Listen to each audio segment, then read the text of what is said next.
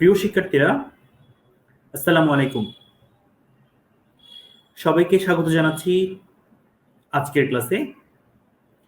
March Forward free coaching for BCS and others কর্তৃক আয়োজিত bank job কোর্সের আজকের এই ক্লাসে আমি আপনাদের সাথে যুক্ত হয়েছি মোহাম্মদ সাকিউদ্দিন কাদের, BCS general education cadre, 34th batch, lecturer in English, Cox's Bazar government মহিলা কলেজ। আমি আপনাদের সাথে কক্সবাজার থেকে লাইভে যুক্ত হয়েছি। প্রথমেই আমি দেখতে চাই আপনারা কে কোথা থেকে লাইভে যুক্ত হয়েছেন। কমেন্ট করে প্লিজ জানিয়ে দেন যে কে কোথা থেকে লাইভে যুক্ত হয়েছেন। আপনারা যারা লাইভে যুক্ত হয়েছেন সবাইকে অনুরোধ করছি আজকের লাইভটি শেয়ার করে দেওয়ার জন্য, যেন আজকের ক্লাসটি আপনার বন্ধু বান্ধবরা দেখতে পায় এবং উপকৃত হতে পারে। সবাইকে অনুরোধ করছি কমেন্ট করে জানিয়ে দেওয়ার জন্য আমাকে ঠিকমতো শোনা যাচ্ছে এবং দেখা যাচ্ছে। আর যদি ঠিকমতো শোনা যায় এবং দেখা যায়, অনুরোধ করছি আজকের লাইভটি আপনার বন্ধু বান্ধবদের মাঝে শেয়ার করে দেওয়ার জন্য, যেন আপনার ফ্রেন্ডরা আজকের এই ক্লাস থেকে উপকৃত হয়। আমি দেখতে পাচ্ছি আমাদের সাথে লাইভে যুক্ত হয়েছেন আব্দুর রব সোহাগ, উনি চট্টগ্রাম থেকে যুক্ত হয়েছেন। আমি মহারাজ চৌধুরী আকাশ যুক্ত হয়েছেন চট্টগ্রাম থেকে, এস এম রাসেল যুক্ত হয়েছেন বরিশাল থেকে, এন খুশি যুক্ত হয়েছেন যশোর থেকে। আমি ইতিমধ্যেই বলেছি আমি কক্সবাজার থেকে আপনাদের সাথে লাইভে যুক্ত হয়েছি। সো অনলাইনের কল্যাণে আমরা দেশের বিভিন্ন প্রান্ত থেকে আজকের লাইভে যুক্ত হয়েছি। আমরা আজকে দেশের বিভিন্ন প্রান্তের বিভিন্ন ব্যক্তি একসাথে হয়ে আমরা আজকে এই ক্লাসটা এনজয় করব। দেখতে পাচ্ছি মোহাম্মদ সুমন যুক্ত হয়েছেন পাবনা থেকে। যারা লাইভে যুক্ত হয়েছেন একটু যদি কমেন্ট করে আমাকে জানিয়ে দেন যে আমার ভয়েসটা ঠিক মতো শোনা যাচ্ছে কিনা এবং আমার স্ক্রিনটা ঠিক মতো দেখা যাচ্ছে কিনা। যারা লাইভে যুক্ত হয়েছেন আপনাদেরকে অনুরোধ করছি আমার ভয়েস ঠিক মতো শোনা যাচ্ছে কিনা এবং আমার স্ক্রিন যে শেয়ার করেছি এটা ঠিক মতো দেখা যাচ্ছে কিনা একটু কমেন্ট করে জানিয়ে দেওয়ার জন্য। আমি দেখতে পাচ্ছি আমাদের সাথে অনেকেই লাইভে যুক্ত হয়েছেন। মোহাম্মদ সুমন যুক্ত হয়েছেন পাবনা থেকে, আশার আলো যুক্ত হয়েছেন ঢাকা থেকে, শাইলা এনি যুক্ত হয়েছেন রাজশাহী থেকে, ইয়াকুব যুক্ত হয়েছেন ঢাকা থেকে, রাসেল যুক্ত বলছেন যে সবকিছু ঠিক আছে, সুমন বলছেন যে সবকিছু ঠিক আছে। তো যদি সবকিছু ঠিক থাকে তাহলে আমরা নিশ্চয়ই এখন ক্লাস শুরু করব। তার আগে আমি অনুরোধ করছি আজকের লাইভটি সবার মাঝে শেয়ার করে দেওয়ার জন্য।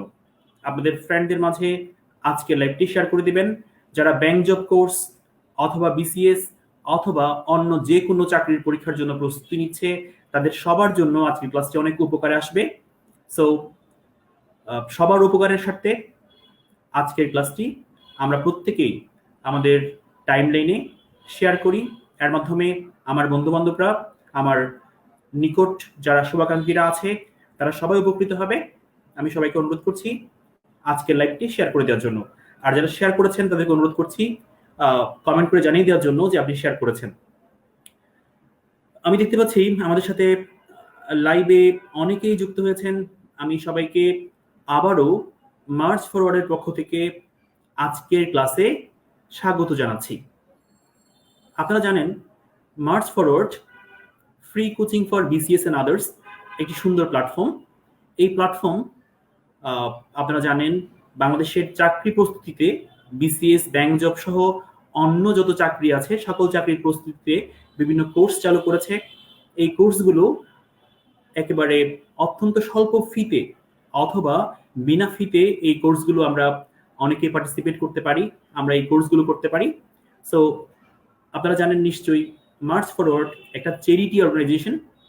সো এর মাধ্যমে দেশের সমাজ আলোকিত হবে, রাষ্ট্র আলোকিত হবে। আপনারা দেশের বিভিন্ন প্রান্তে যারা আছেন তারা বিসিএস, ব্যাংক সহ বিভিন্ন চাকরির পরীক্ষায় সুন্দর প্রস্তুতি নিতে পারবেন।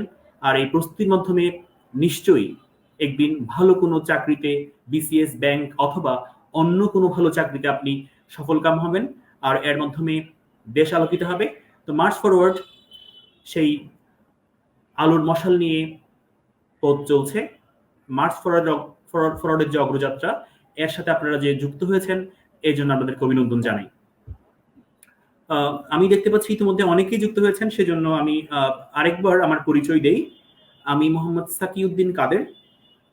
আমি 34th বিসিএস এর মাধ্যমে বাংলাদেশ সিভিল সার্ভিসে যোগদান করেছি। আমি বিসিএস জেনারেল এডুকেশন ক্যাডারে যুক্ত আছি। আর বর্তমানে আমি কক্সবাজার গভর্নমেন্ট মহিলা কলেজে কর্মরত আছি। আমার যে পরিচয়, নিশ্চয়ই একদিন আমার মতো আপনাদেরও একটা পরিচয় থাকবে, সেই পরিচয় আপনারা দিবেন, আমি সেই প্রত্যাশা করছি, সেই আশাবাদ ব্যক্ত করছি। প্রিয় শিক্ষার্থীরা, আজকে ব্যাংক জব কোর্স ব্যাচ 5-এ আমরা লেকচার 1 নিয়ে কথা বলবো। লেকচার 1-এ যে টপিকগুলো আছে তার মধ্যে আমি আজকে একটা সুন্দর টপিক নিয়ে কথা বলবো। সেই টপিকটিকে আমরা বলি সাবজেক্ট ভার্ব এগ্রিমেন্ট। আপনারা জানেন ব্যাংক জবে অনেক ধরনের গ্রামার থেকে প্রশ্ন হয়, তার মধ্যে যে টপিকটি মোস্ট ইম্পর্টেন্ট সেই টপিকটি আমরা আজকে কথা বলবো। সেই টপিকটি হচ্ছে সাবজেক্ট ভার্ব এগ্রিমেন্ট। সো চলুন আমরা শুরু করি। তার আগে আমি সবাইকে অনুরোধ করছি, আমি মূল ক্লাস এখনই শুরু করছি। ক্লাস শুরু করার আগে আমি সবাইকে আবারও অনুরোধ করছি, আজকের ক্লাসটি আমরা যেন সবাই আমাদের টাইমলাইনে শেয়ার করি, যাতে মার্চ ফরওয়ার্ড এই সুন্দর প্ল্যাটফর্ম সম্পর্কে, এই কোচিং সম্পর্কে, এই যে চ্যারিটি অর্গানাইজেশন এটি সম্পর্কে আমাদের বন্ধুবান্ধব এবং শুভাকাঙ্ক্ষীরা অবগত হতে পারে।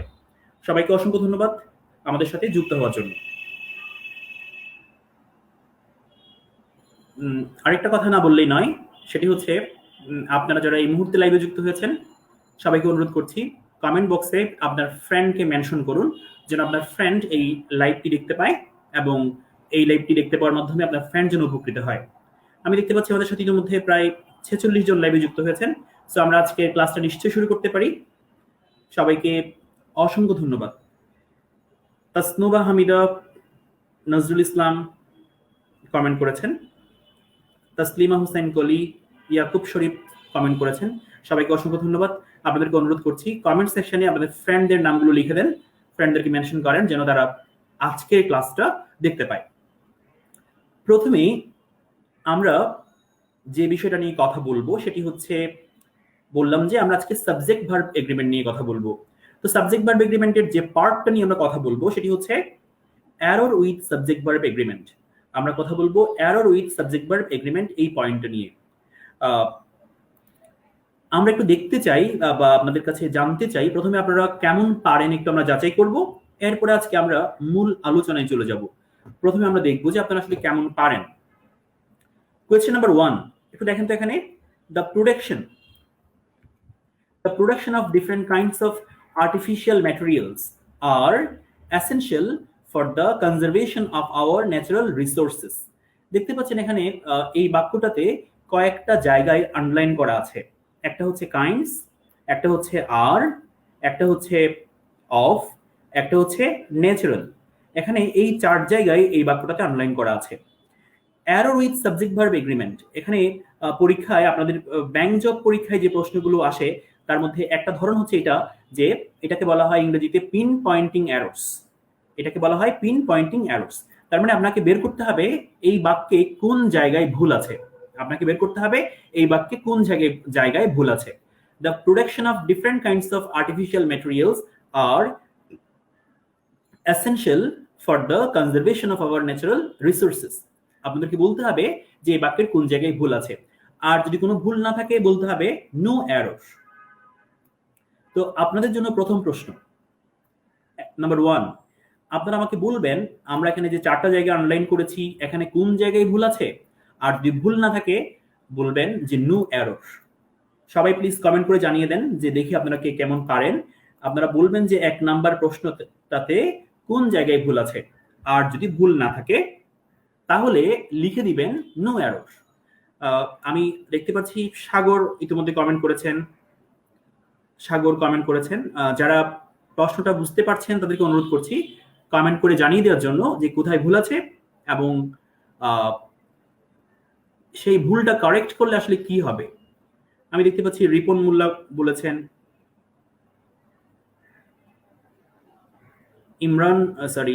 আকাশ সাহা বলেছেন, তাসনুবা বলেছেন, অনেকেই দেখতে পাচ্ছি কমেন্ট করেছেন, সঠিক উত্তর দিয়েছেন। আমি একটু পরে ব্যাখ্যা করছি, বাকি যারা আছেন তাদেরকে অনুরোধ করছি সঠিক উত্তর চেষ্টা করার জন্য। বিপি আক্তার বলেছেন যে আর ভুল ইজ হবে। আচ্ছা, চলুন তাহলে আমরা দেখে নিই আসলেই কোথায় ভুল। আপনারা যে উত্তর দিয়েছেন সেটা আসলে দেখেন কতটুকু। দ্য প্রোডাকশন, দেখেন এখানে এখানে রিয়েল সাবজেক্ট হচ্ছে, এটাকে বলা হয় production. The production of different kinds of artificial materials, এটাকে আমরা বলি এটা হচ্ছে প্রেপোজিশনাল ফ্রেজ। এটা হচ্ছে prepositional phrase. This one is prepositional phrase. তাহলে আমরা যেটা মার্ক করলাম, এই মার্ক করা অংশটা হচ্ছে প্রেপোজিশনাল ফ্রেজ। তাহলে দ্য প্রোডাকশন, এখানে রিয়েল সাবজেক্ট হচ্ছে প্রোডাকশন। তো প্রোডাকশন যদি রিয়েল সাবজেক্ট হয়, মনে রাখতে হবে প্রেপোজিশনাল ফ্রেজের আগে যেটা আছে, এই যে of different kinds of artificial materials, এটা হচ্ছে প্রেপোজিশনাল ফ্রেজ। প্রেপোজিশনাল ফ্রেজের আগে যেটা আছে সেটাই হচ্ছে রিয়েল সাবজেক্ট। তাহলে এখানে এটা হচ্ছে রিয়েল সাবজেক্ট। যদি প্রোডাকশন রিয়েল সাবজেক্ট হয়, নিশ্চয়ই তার জন্য কি হবে না, আর হবে না, কি হবে, ইজ হবে। তাহলে ভুলটা কোন জায়গায় বলেন তো? ভুলটা হচ্ছে এখানে। তাহলে এখানে কি হবে, দ্য প্রোডাকশন কি হবে, আর না হয়ে ইজ হবে। সো এখানে উত্তর হচ্ছে, নিশ্চয়ই বুঝতেই পারছেন উত্তর কি হবে, ইজ হবে। The production of different kinds of artificial materials is essential for the conservation of our natural resources. আশা করছি আপনারা এই প্রশ্নটা বুঝতে পেরেছেন। সবাইকে যারা সঠিক উত্তর দিয়েছেন সবাইকে অসংখ্য ধন্যবাদ। যারা লাইভে নতুন যুক্ত হয়েছেন তাদেরকে অনুরোধ করছি আজকের লাইভটি শেয়ার করে দেওয়ার জন্য এবং আপনাদের ফ্রেন্ডদেরকে মেনশন করে দেওয়ার জন্য, যেন আপনাদের ফ্রেন্ডরা আজকের ক্লাসটি দেখতে পায়।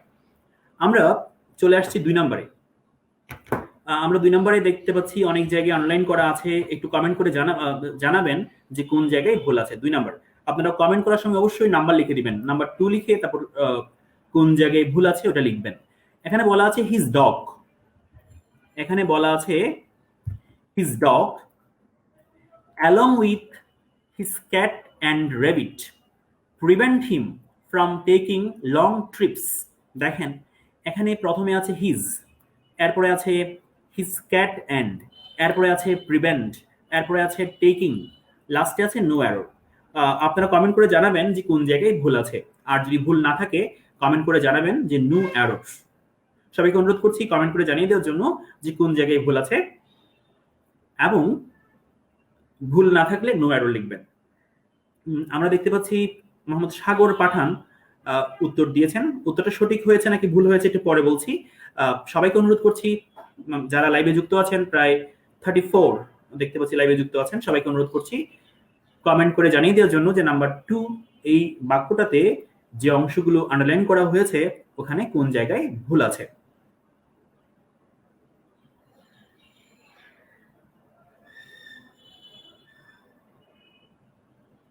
দ্রুত কমেন্ট করে জানিয়ে দেন প্লিজ।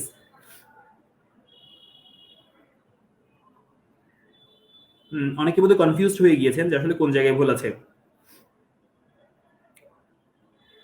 তাসনুমা বলছেন নো অ্যারোর, রিপন মোল্লা বলছেন টেকিং।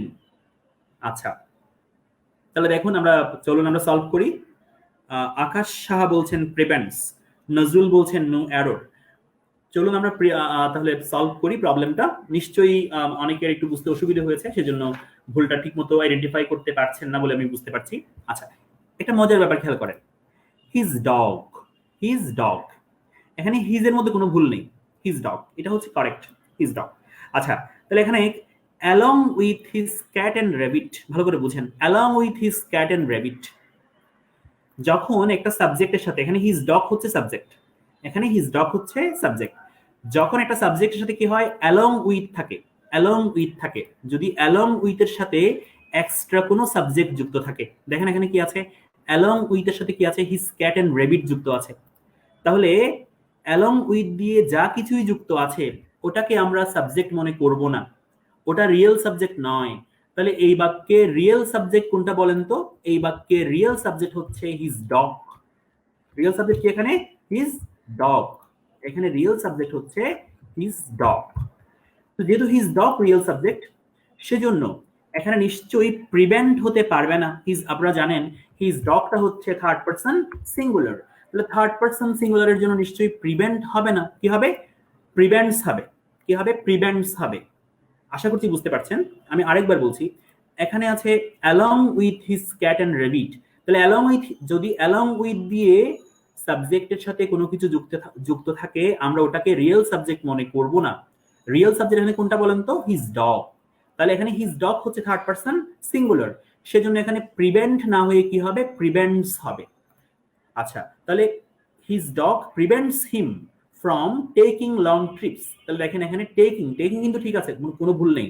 ফ্রম হচ্ছে প্রেপোজিশন, প্রেপোজিশনের পরে কি হয়? আইএনজি হয়, এখানে কোনো ভুল নেই। সো উত্তর কি হবে? এখানে উত্তর হবে প্রিভেন্ট।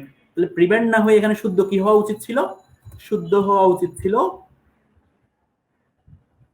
প্রিভেন্টস। এখানে হওয়া উচিত ছিল প্রিভেন্টস। আশা করছি আপনারা এই পয়েন্টটা বুঝতে পেরেছেন। তাসনুবা হামিদা বলেছেন বুঝেছি, ভেরি গুড। আশা করছি পয়েন্টটা বুঝতে পেরেছেন। আজকের ক্লাসটা মনোযোগ দিয়ে করলে আমরা এরকম সাবজেক্ট ভার্ব এগ্রিমেন্টের অনেকগুলো খুঁটিনাটি বিষয় আমরা বুঝতে পারবো। সবাইকে অনুরোধ করছি ক্লাসটা পুরোটা, আমরা যতক্ষণ লাইভে থাকবো পুরো ক্লাসটা মনোযোগ দিয়ে করার জন্য। কোনো পয়েন্ট যদি না বুঝেন অবশ্যই কমেন্ট করে জানিয়ে দিবেন, আমি চেষ্টা করব আমার সাধ্যমতো উত্তর দেওয়ার।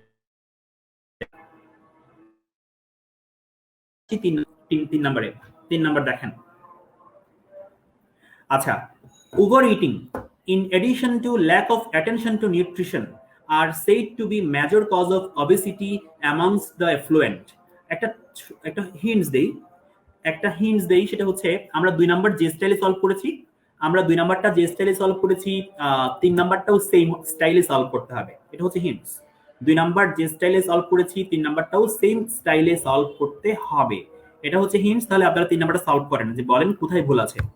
কোথায় ভুল আছে? এখানে আন্ডারলাইন করা আছে ল্যাক এর মধ্যে, আন্ডারলাইন করা আছে আর এর মধ্যে, আন্ডারলাইন করা আছে বি এর মধ্যে, আন্ডারলাইন করা আছে কজ এর মধ্যে, আর লেখা আছে নো এরর। আমাকে বলেন কোন জায়গায় ভুল আছে।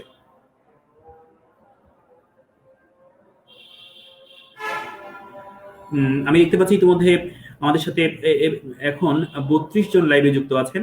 সবাইকে অনুরোধ করছি লাইভটা শেয়ার করে দেওয়ার জন্য এবং আপনাদের ফ্রেন্ডদেরকে মেনশন করে দেওয়ার জন্য, তারা যেন ক্লাসটা দেখতে পায়। আচ্ছা, 3 নম্বরটা ইতিমধ্যে তাসনুবা হামিদা উত্তর দিয়েছেন, আশার আলো উত্তর দিয়েছেন, সুমন উত্তর দিয়েছেন, স্মৃতি ফেরদৌস উত্তর দিয়েছেন। আচ্ছা, আমরা একটু তাহলে আলোচনা করি। দেখেন, over eating in addition to lack of attention to nutrition. দেখেন তো, in addition to lack of attention to nutrition, এই অংশটা রিয়েল সাবজেক্ট নয়। যেটা ব্লু কালার করে দিয়েছি আমি, স্কাই কালার করে দিয়েছি, এটা রিয়েল সাবজেক্ট নয়। এখানে রিয়েল সাবজেক্ট হচ্ছে ওভার ইটিং। রিয়েল সাবজেক্ট হচ্ছে এখানে ওভার ইটিং। তাহলে ইন এডিশন টু দিয়ে যা কিছু যুক্ত হয়েছে, ইন এডিশন টু দিয়ে যা কিছু যুক্ত হয়েছে এটা রিয়েল সাবজেক্ট নয়। ইন এডিশন টু এর আগে যেটা আছে সেটাই হচ্ছে রিয়েল সাবজেক্ট। এখানে আছে ওভার ইটিং। আপনারা জানেন ওভার ইটিং এটা হচ্ছে একটা জিরান্ড, এটা একটা সিঙ্গুলার সাবজেক্ট, তাই এখানে নিশ্চয়ই আর না হয়ে কি হবে? নিশ্চয়ই এখানে আর না হয়ে কি হবে? ইজ হবে। আশা করছি বুঝতে পেরেছেন। তাহলে ওভার ইটিং ইজ, এখানে আর লেখা আছে, আর যে কি হওয়ার কথা? ইজ হওয়ার কথা। Over eating is said to be the major cause of obesity amongst the affluent. তাহলে এখানে আর এর জায়গায় আসলে কি হওয়ার কথা? ইজ হওয়ার কথা। আশা করছি আপনারা এই পয়েন্টটা বুঝতে পেরেছেন। আমি জানি অনেকে সঠিক উত্তর দিয়েছেন, সবাইকে অসংখ্য ধন্যবাদ এবং অভিনন্দন। আশা করছি 3 নাম্বার প্রশ্নটা আপনাদের সলভ করা সহজ হবে বা বুঝতে পেরেছেন আপনারা। আমরা চলে এসেছি 4 নম্বরে। 4 নাম্বারটা দেখি কেউ পারেন কিনা। লেখা আছে এখানে, neither of the plans shoot him, neither of the plans shoot him and therefore he has decided not to go out today। এখানে কোথাও ভুল আছে কিনা দেখেন। 4 নম্বরে কোথাও ভুল আছে কিনা দেখেন। প্রথম আন্ডারলাইন হচ্ছে neither of the plans, পরের আন্ডারলাইন হচ্ছে shoot him, এরপরে লেখা আছে he has decided, এরপরে লেখা আছে go out today, আর লাস্টে লেখা আছে no error। কমেন্ট করে জানিয়ে দেন যে কোন জায়গায় ভুল আছে।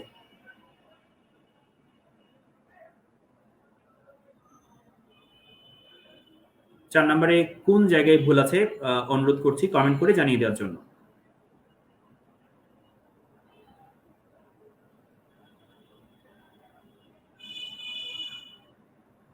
আমরা দেখতে পাচ্ছি অনেকেই লাইভে যুক্ত আছেন, সবাইকে অনুরোধ করছি 4 নম্বরে কোন জায়গায় ভুল আছে কমেন্ট করে জানিয়ে দেওয়ার জন্য।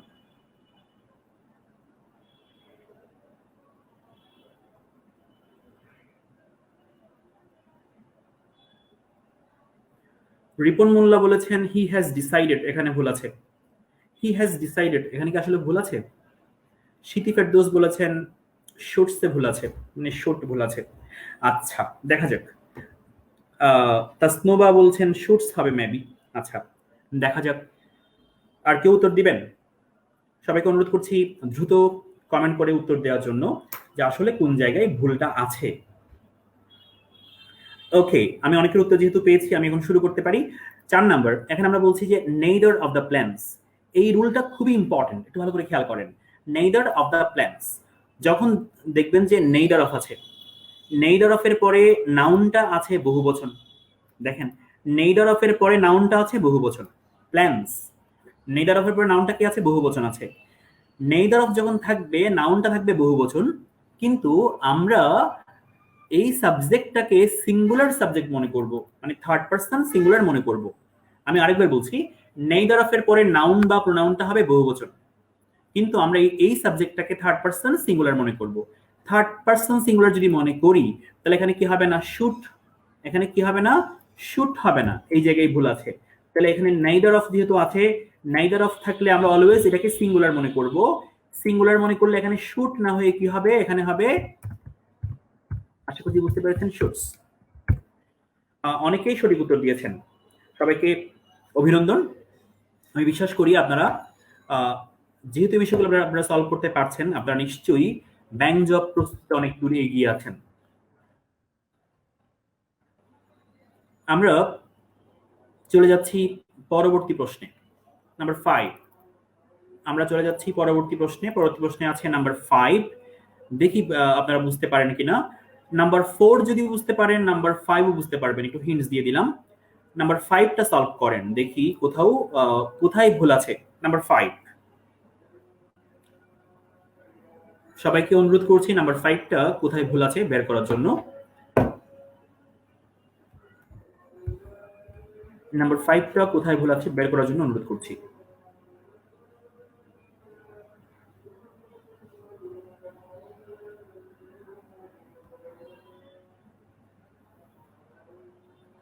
প্রিয় শিক্ষার্থীরা, আপনারা যারা ইতিমধ্যেই লাইভে নতুন যুক্ত হয়েছেন, সবাইকে অনুরোধ করছি কে কোত্থেকে যুক্ত হয়েছেন কমেন্ট করে জানিয়ে দেওয়ার জন্য। আর যেমনটি বলেছিলাম, আমি বাংলাদেশের একেবারে দক্ষিণ প্রান্ত কক্সেস বাজার থেকে, the longest sea beach in the world যেখানে আছে, তার একেবারে পাশ থেকেই আমি লাইভে যুক্ত হয়েছি। আপনারা কে কোত্থেকে লাইভে যুক্ত হয়েছেন, যারা নতুন এসছেন, অনুরোধ করছি কমেন্ট করে জানিয়ে দেওয়ার জন্য। আর সবাইকে অনুরোধ করছি আপনাদের ফ্রেন্ডদেরকে বেশি বেশি করে মেনশন করবেন এবং আপনাদের টাইম লাইনে ক্লাসটা শেয়ার করে দেবেন, যেন আপনাদের চারপাশের সবাই এই ক্লাসটা সম্পর্কে অবগত হতে পারে।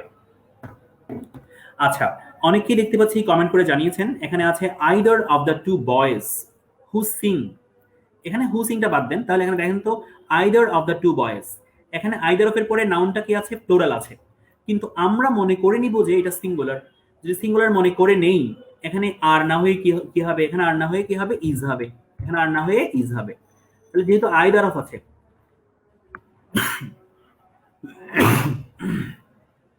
দুঃখিত, যেহেতু এখানে আইদার অফ আছে, সেজন্য এখানে আর না হয়ে কি হবে? ইজ হবে। তাহলে এখানে ভুল কোথায়? ভুল হচ্ছে আর এর মধ্যে, এটা ইজ হবে, উপরের বাক্যের মতো। তাহলে either of the two boys, either of the two boys who sing is now capable of taking the job of understudy to the star. দেখতে পাচ্ছি তাসনোবা হামিদা কমেন্ট করেছেন যে উনি মানিকগঞ্জ থেকে বলছেন। Very good. তো আমরা বাংলাদেশের একেবারে বিভিন্ন প্রান্ত থেকে যুক্ত হয়েছি। আমরা দেশের বিভিন্ন প্রান্ত থেকে একত্রে ক্লাস করছি। এটা one kind of enjoyment of online class. আচ্ছা, আমরা 5 নাম্বারটা সলভ করে ফেলেছি, আশা করছি বুঝতে পেরেছেন। আমরা বললাম যে এখানে আইদার অফ যেহেতু আছে, সেজন্য কি হবে? সিঙ্গুলার হবে। তাহলে এখানে আর না হয়ে কি হবে? ইজ হবে। আচ্ছা, আমরা 6 নাম্বারটা যদি সলভ করি, আপনারা যারা অনলাইনে যুক্ত আছেন সবাইকে অনুরোধ করছি 6 নাম্বার প্রশ্নটা একটু দেখার জন্য যে এখানে কোন জায়গায় ভুল আছে। দেখতে পাচ্ছি নজরুল ইসলাম কমেন্ট করেছেন। নজরুল ইসলাম নোয়াখালী থেকে আজকের ক্লাসে যুক্ত হয়েছেন। অসংখ্য ধন্যবাদ। যারা আজকের ক্লাসে যুক্ত হয়েছেন সবাইকে অভিনন্দন জানাচ্ছি। শুধু ক্লাসটা করলেই হবে না, এই ক্লাসটা আপনাকে পুরোটা সময় ক্লাসের সাথে থাকতে হবে, তাহলেই হয়তোবা আপনারা এই পুরো ক্লাসে যা কিছু বলবো আমরা তা উপলব্ধি করতে পারবেন, বুঝতে পারবেন, এবং আমাদের ব্যাংক জব কোর্স প্রস্তুতি অথবা যে কোনো চাকরির প্রস্তুতিতে আপনার এই ক্লাসটা সহায়ক হবে। সবাইকে অসংখ্য ধন্যবাদ। স্মৃতি ফেরদৌস কমেন্ট করেছেন, উনি বলেছেন যে নাম্বার 6 কি হবে? হ্যাজ হবে।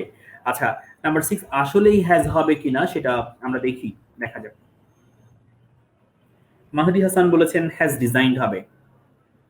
আচ্ছা, চলুন দেখা যাক। Stanford white, who is one of the Americas most notable architects.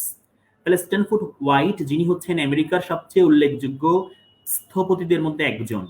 আমরা দেখতে পাচ্ছি এটা একটা ক্লজ, এটা একটা ক্লজ। এখানে সাবজেক্ট হচ্ছে স্ট্যানফোর্ড হোয়াইট, স্ট্যানফোর্ড হোয়াইট এটা একটা সাবজেক্ট। তাহলে এই সাবজেক্টের জন্য ভার্ব কি হবে? নিশ্চয়ই হ্যাভ ডিজাইন হবে না, কি হবে? হ্যাজ ডিজাইন হবে। আশা করছি বুঝতে পেরেছেন। তাহলে হ্যাভ ডিজাইন না হয়ে কি হবে? এখানে হ্যাভ ডিজাইন না হয়ে হবে হ্যাজ ডিজাইন। আশা করছি আপনারা এই পয়েন্টটা বুঝতে পেরেছেন। Very good. তাহলে যেহেতু স্ট্যানফোর্ড হোয়াইট এটা থার্ড পারসন সিঙ্গুলার, সেজন্য এখানে কি হবে? হ্যাভ ডিজাইনড না হয়ে হ্যাজ ডিজাইনড হবে। আশা করছি আপনারা এই পয়েন্টটা বুঝতে পেরেছেন। তাহলে Stanford white has designed many famous buildings. Stanford white কি করেছেন? অনেকগুলো বিখ্যাত বিল্ডিং ডিজাইন করেছেন। Very good. সবাইকে অসংখ্য ধন্যবাদ আমার সাথে কমিউনিকেট করার জন্য, আমাকে সুন্দরভাবে সাড়া দেওয়ার জন্য। আমরা চলে এসেছি নাম্বার 7। নাম্বার 7টা যদি একটু বলেন আপনাদের জন্য, এটা লাস্ট টেস্ট, দেখি আপনারা কতটুকু পারেন। নাম্বার 7-এ যদি বলেন যে আসলে কোথায় ভুল আছে, কোথায় ভুল আছে। মোস্ট প্যারেন্টস, এখানে আছে worries if their children are out late at night. এখানে দেখেন তো যেগুলো অনলাইন করা হয়েছে কোন জায়গায় ভুল আছে। মোহাম্মদ সুমন ইতিমধ্যে কমেন্ট করেছেন, তাসনোবা ইতিমধ্যে কমেন্ট করেছেন। চলুন দেখে নেওয়া যাক আসলে কোথায় ভুল আছে। মোস্ট প্যারেন্টস, আপনারা জানেন প্যারেন্টস শব্দটা হচ্ছে বহুবচন, প্যারেন্টস হচ্ছে বহুবচন। তাহলে প্যারেন্টস যদি বহুবচন হয় তার জন্য নিশ্চয়ই ওয়ারিস হবে না, মানে ভার্বের সাথে এস বাই ইয়েস যুক্ত হবে না। তাহলে সাবজেক্ট যদি প্লুরাল হয় তার জন্য কি হবে? প্লুরাল ভার্ব হবে। তাহলে ওয়ারিস হচ্ছে এটা কি হবে? ওয়ারি হবে। আশা করছি বুঝতে পেরেছেন। ওয়ারি, রিপন মোল্লা, ওয়ারি বানানটা হচ্ছে WORRY এরকম হবে। যারা সঠিক উত্তর দিয়েছেন সবাইকে অসংখ্য ধন্যবাদ এবং অভিনন্দন। আমি 7টা প্রশ্ন আপনাদেরকে জন্য দিয়েছিলাম, 7টা প্রশ্নতে অনেকেই 7টা প্রশ্নের সঠিক উত্তর দিয়েছেন, সবাইকে অসংখ্য ধন্যবাদ। আমরা এতক্ষণ সাবজেক্ট ভার্ব এগ্রিমেন্টের কিছু স্যাম্পল মানে নমুনা দেখলাম যে পরীক্ষায় প্রশ্নগুলো কেমন হতে পারে। আমরা এখন সাবজেক্ট ভার্ব এগ্রিমেন্টের কিছু রোল নিয়ে কথা বলবো। আমরা এখন সাবজেক্ট ভার্ব এগ্রিমেন্টের কিছু রোল নিয়ে কথা বলবো। আচ্ছা, দেখেন প্রথমেই খেয়াল করি আমরা সাবজেক্ট ভার্ব এগ্রিমেন্ট সলভ করতে হলে প্রথমেই যে বিষয়টা আমরা জানবো সেটি হচ্ছে সিঙ্গুলার ভার্ব এবং প্লুরাল ভার্ব। প্রথমে আপনাকে বুঝে নিতে হবে সিঙ্গুলার ভার্ব কোনটা এবং প্লুরাল ভার্ব কোনটা। আমি আলোচনা করার সময় যদি এমন হয় যে কোনো কিছু আপনার বুঝতে অসুবিধা হয়েছে তাহলে নিশ্চয়ই আমাকে আপনারা কমেন্ট করে জানাবেন, আমি চেষ্টা করব আপনার প্রবলেমটা সলভ করে দেওয়ার। আর সবাইকে অনুরোধ করছি আজকের লাইভ ক্লাসটা শেয়ার করে দেওয়ার, যেন আপনার ফ্রেন্ডরা এই ক্লাসটা দেখতে পায়। আর শেয়ার করে অবশ্যই কমেন্ট করে জানিয়ে দেন যে আপনি শেয়ার করেছেন।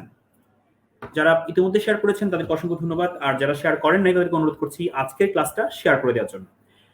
আমরা সাবজেক্ট ভার্ব এগ্রিমেন্ট নিয়ে কথা বলবো এখন। সাবজেক্ট ভার্ব এগ্রিমেন্টে প্রথমেই যে কথাটা বলবো সেটি হচ্ছে আপনাকে জানতে হবে হোয়াট ইজ সিঙ্গুলার ভার্ব এবং what is plural verb. What is singular verb এবং হোয়াট ইজ প্লুরাল ভার্ব। একদম সহজ করে বললে, আমরা যখন third person singular subject use করি, মনে করেন কোন এক জায়গায় থার্ড পারসন সিঙ্গুলার সাবজেক্ট ব্যবহৃত হয়েছে, কোনো এক জায়গায় থার্ড পারসন সিঙ্গুলার সাবজেক্ট ব্যবহৃত হয়েছে, সেই থার্ড পারসন সিঙ্গুলার সাবজেক্টের জন্য আমরা ভার্বের যে ফর্মটা ইউজ করি, ভার্বের যে রূপটা আমরা ইউজ করি সেটাকেই আমরা বলি সিঙ্গুলার ভার্ব। তো একদম সহজ করে বললে থার্ড পারসন সিঙ্গুলার নাম্বার যদি সাবজেক্ট হয় সেই সাবজেক্টের জন্য আমরা ভার্বের যে রূপ অথবা ভার্বের যে ফর্ম আমরা ব্যবহার করি সেটাই হচ্ছে সিঙ্গুলার ভার্ব। যদি আরো আমরা সহজ করে বলি, এক্সাম্পল দেখেন, দ্য গার্ল ইজ ইনোসেন্ট। আচ্ছা বলেন তো, দ্য গার্লটা হচ্ছে থার্ড পারসন সিঙ্গুলার, যেহেতু থার্ড পারসন সিঙ্গুলার এখানে ইজ হবে, এখানে আর হবে না। এই যেখানে আমরা ইজ ইউজ করলাম, এই ইজটাকে আমরা বলবো সিঙ্গুলার ভার্ব। এরপরে আসেন, the boy plays football every day. The boy plays football everyday. আচ্ছা বলুন তো এখানে এই বাক্যটা হচ্ছে সিম্পল প্রেজেন্ট টেন্স, এখানে সাবজেক্ট কোনটা? The boy. তাহলে দ্য বয়টা থার্ড পারসন সিঙ্গুলার, আপনি জানেন দ্য বয়টা হচ্ছে থার্ড পারসন সিঙ্গুলার। তো এই থার্ড পারসন সিঙ্গুলার থাকার কারণে এখানে প্লেস আমরা এস যুক্ত করেছি। এখানে নিশ্চয়ই প্লে দেওয়া যাবে না, নিশ্চয়ই এখানে প্লে মানে এস যুক্ত না করে ইউজ করা যাবে না। এই যে আমি প্লেস এস যুক্ত করেছি, এটা কি আমরা বলবো সিঙ্গুলার ভার্ব। তার মানে ভালো করে বুঝেন, যদি এটা আমি প্লে লিখতাম এই শুদ্ধ হতো? হতো না। তাহলে প্লে হচ্ছে প্লুরাল ভার্ব, কারণ প্লেটা ইউজ করা হয় কার জন্য? প্লুরালের জন্য।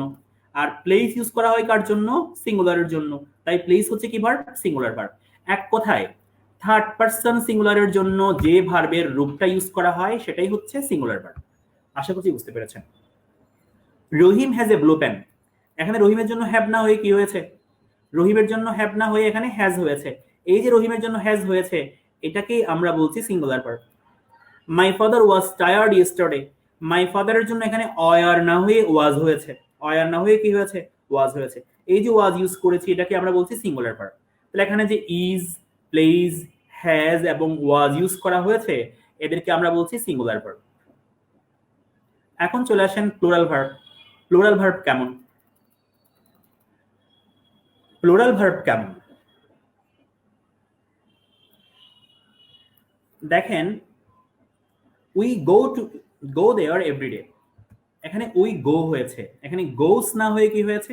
গো হয়েছে। তাহলে এই যে গো লিখেছি এটা হচ্ছে plural verb. You are my student, এখানে ইজ না হয়ে কি হয়েছে? আর হয়েছে। এই আরটা হচ্ছে plural verb. They play tennis, এখানে প্লেইস না হয়ে কি হয়েছে? প্লে হয়েছে। এই প্লে হচ্ছে plural verb. We have a large building, এখানে হ্যাজ না হয়ে কি হয়েছে? হ্যাভ হয়েছে। এগুলো হচ্ছে প্লুরাল ভার্ব। তার মানে প্লুরাল সাবজেক্টের জন্য আমরা যে ভার্ব বসাই সেটাই প্লুরাল ভার্ব। প্লুরাল সাবজেক্টের জন্য আমরা যে ভার্ব বসাই সেটাই হচ্ছে প্লুরাল ভার্ব। এখন চলে আসেন, আমরা যাদেরকে বি ভার্ব বলে জানি সেই বি ভার্বের প্রেজেন্ট ফর্মের মধ্যে, সেই বি ভার্বের প্রেজেন্ট ফর্মের মধ্যে ইসটা হচ্ছে সিঙ্গুলার ভার্ব, আরটা হচ্ছে প্লুরাল ভার্ব। বি ভার্বের পাস্ট ফর্ম, বি ভার্বের পাস্ট ফর্ম আমরা জানি দুটো আছে, একটা হচ্ছে ওয়াজ, একটা হচ্ছে অয়ার। তো ওয়াজটা হচ্ছে সিঙ্গুলার ভার্ব এবং অয়ারটা হচ্ছে প্লুরাল ভার্ব। আমরা যাদেরকে হ্যাভ ভার্ব বলে চিনি বা জানি সেই হ্যাভ ভার্বের মধ্যে দুটো ফর্ম আছে, প্রেজেন্ট ফর্ম, হ্যাভ এবং হ্যাজ। তো এখানে হ্যাজটা হচ্ছে সিঙ্গুলার ভার্ব, হ্যাভটা হচ্ছে প্লুরাল ভার্ব। মনে করেন একটা ভার্ব হচ্ছে ডু, সেই ডুটা ডু হতে পারে আবার ডাসও হতে পারে।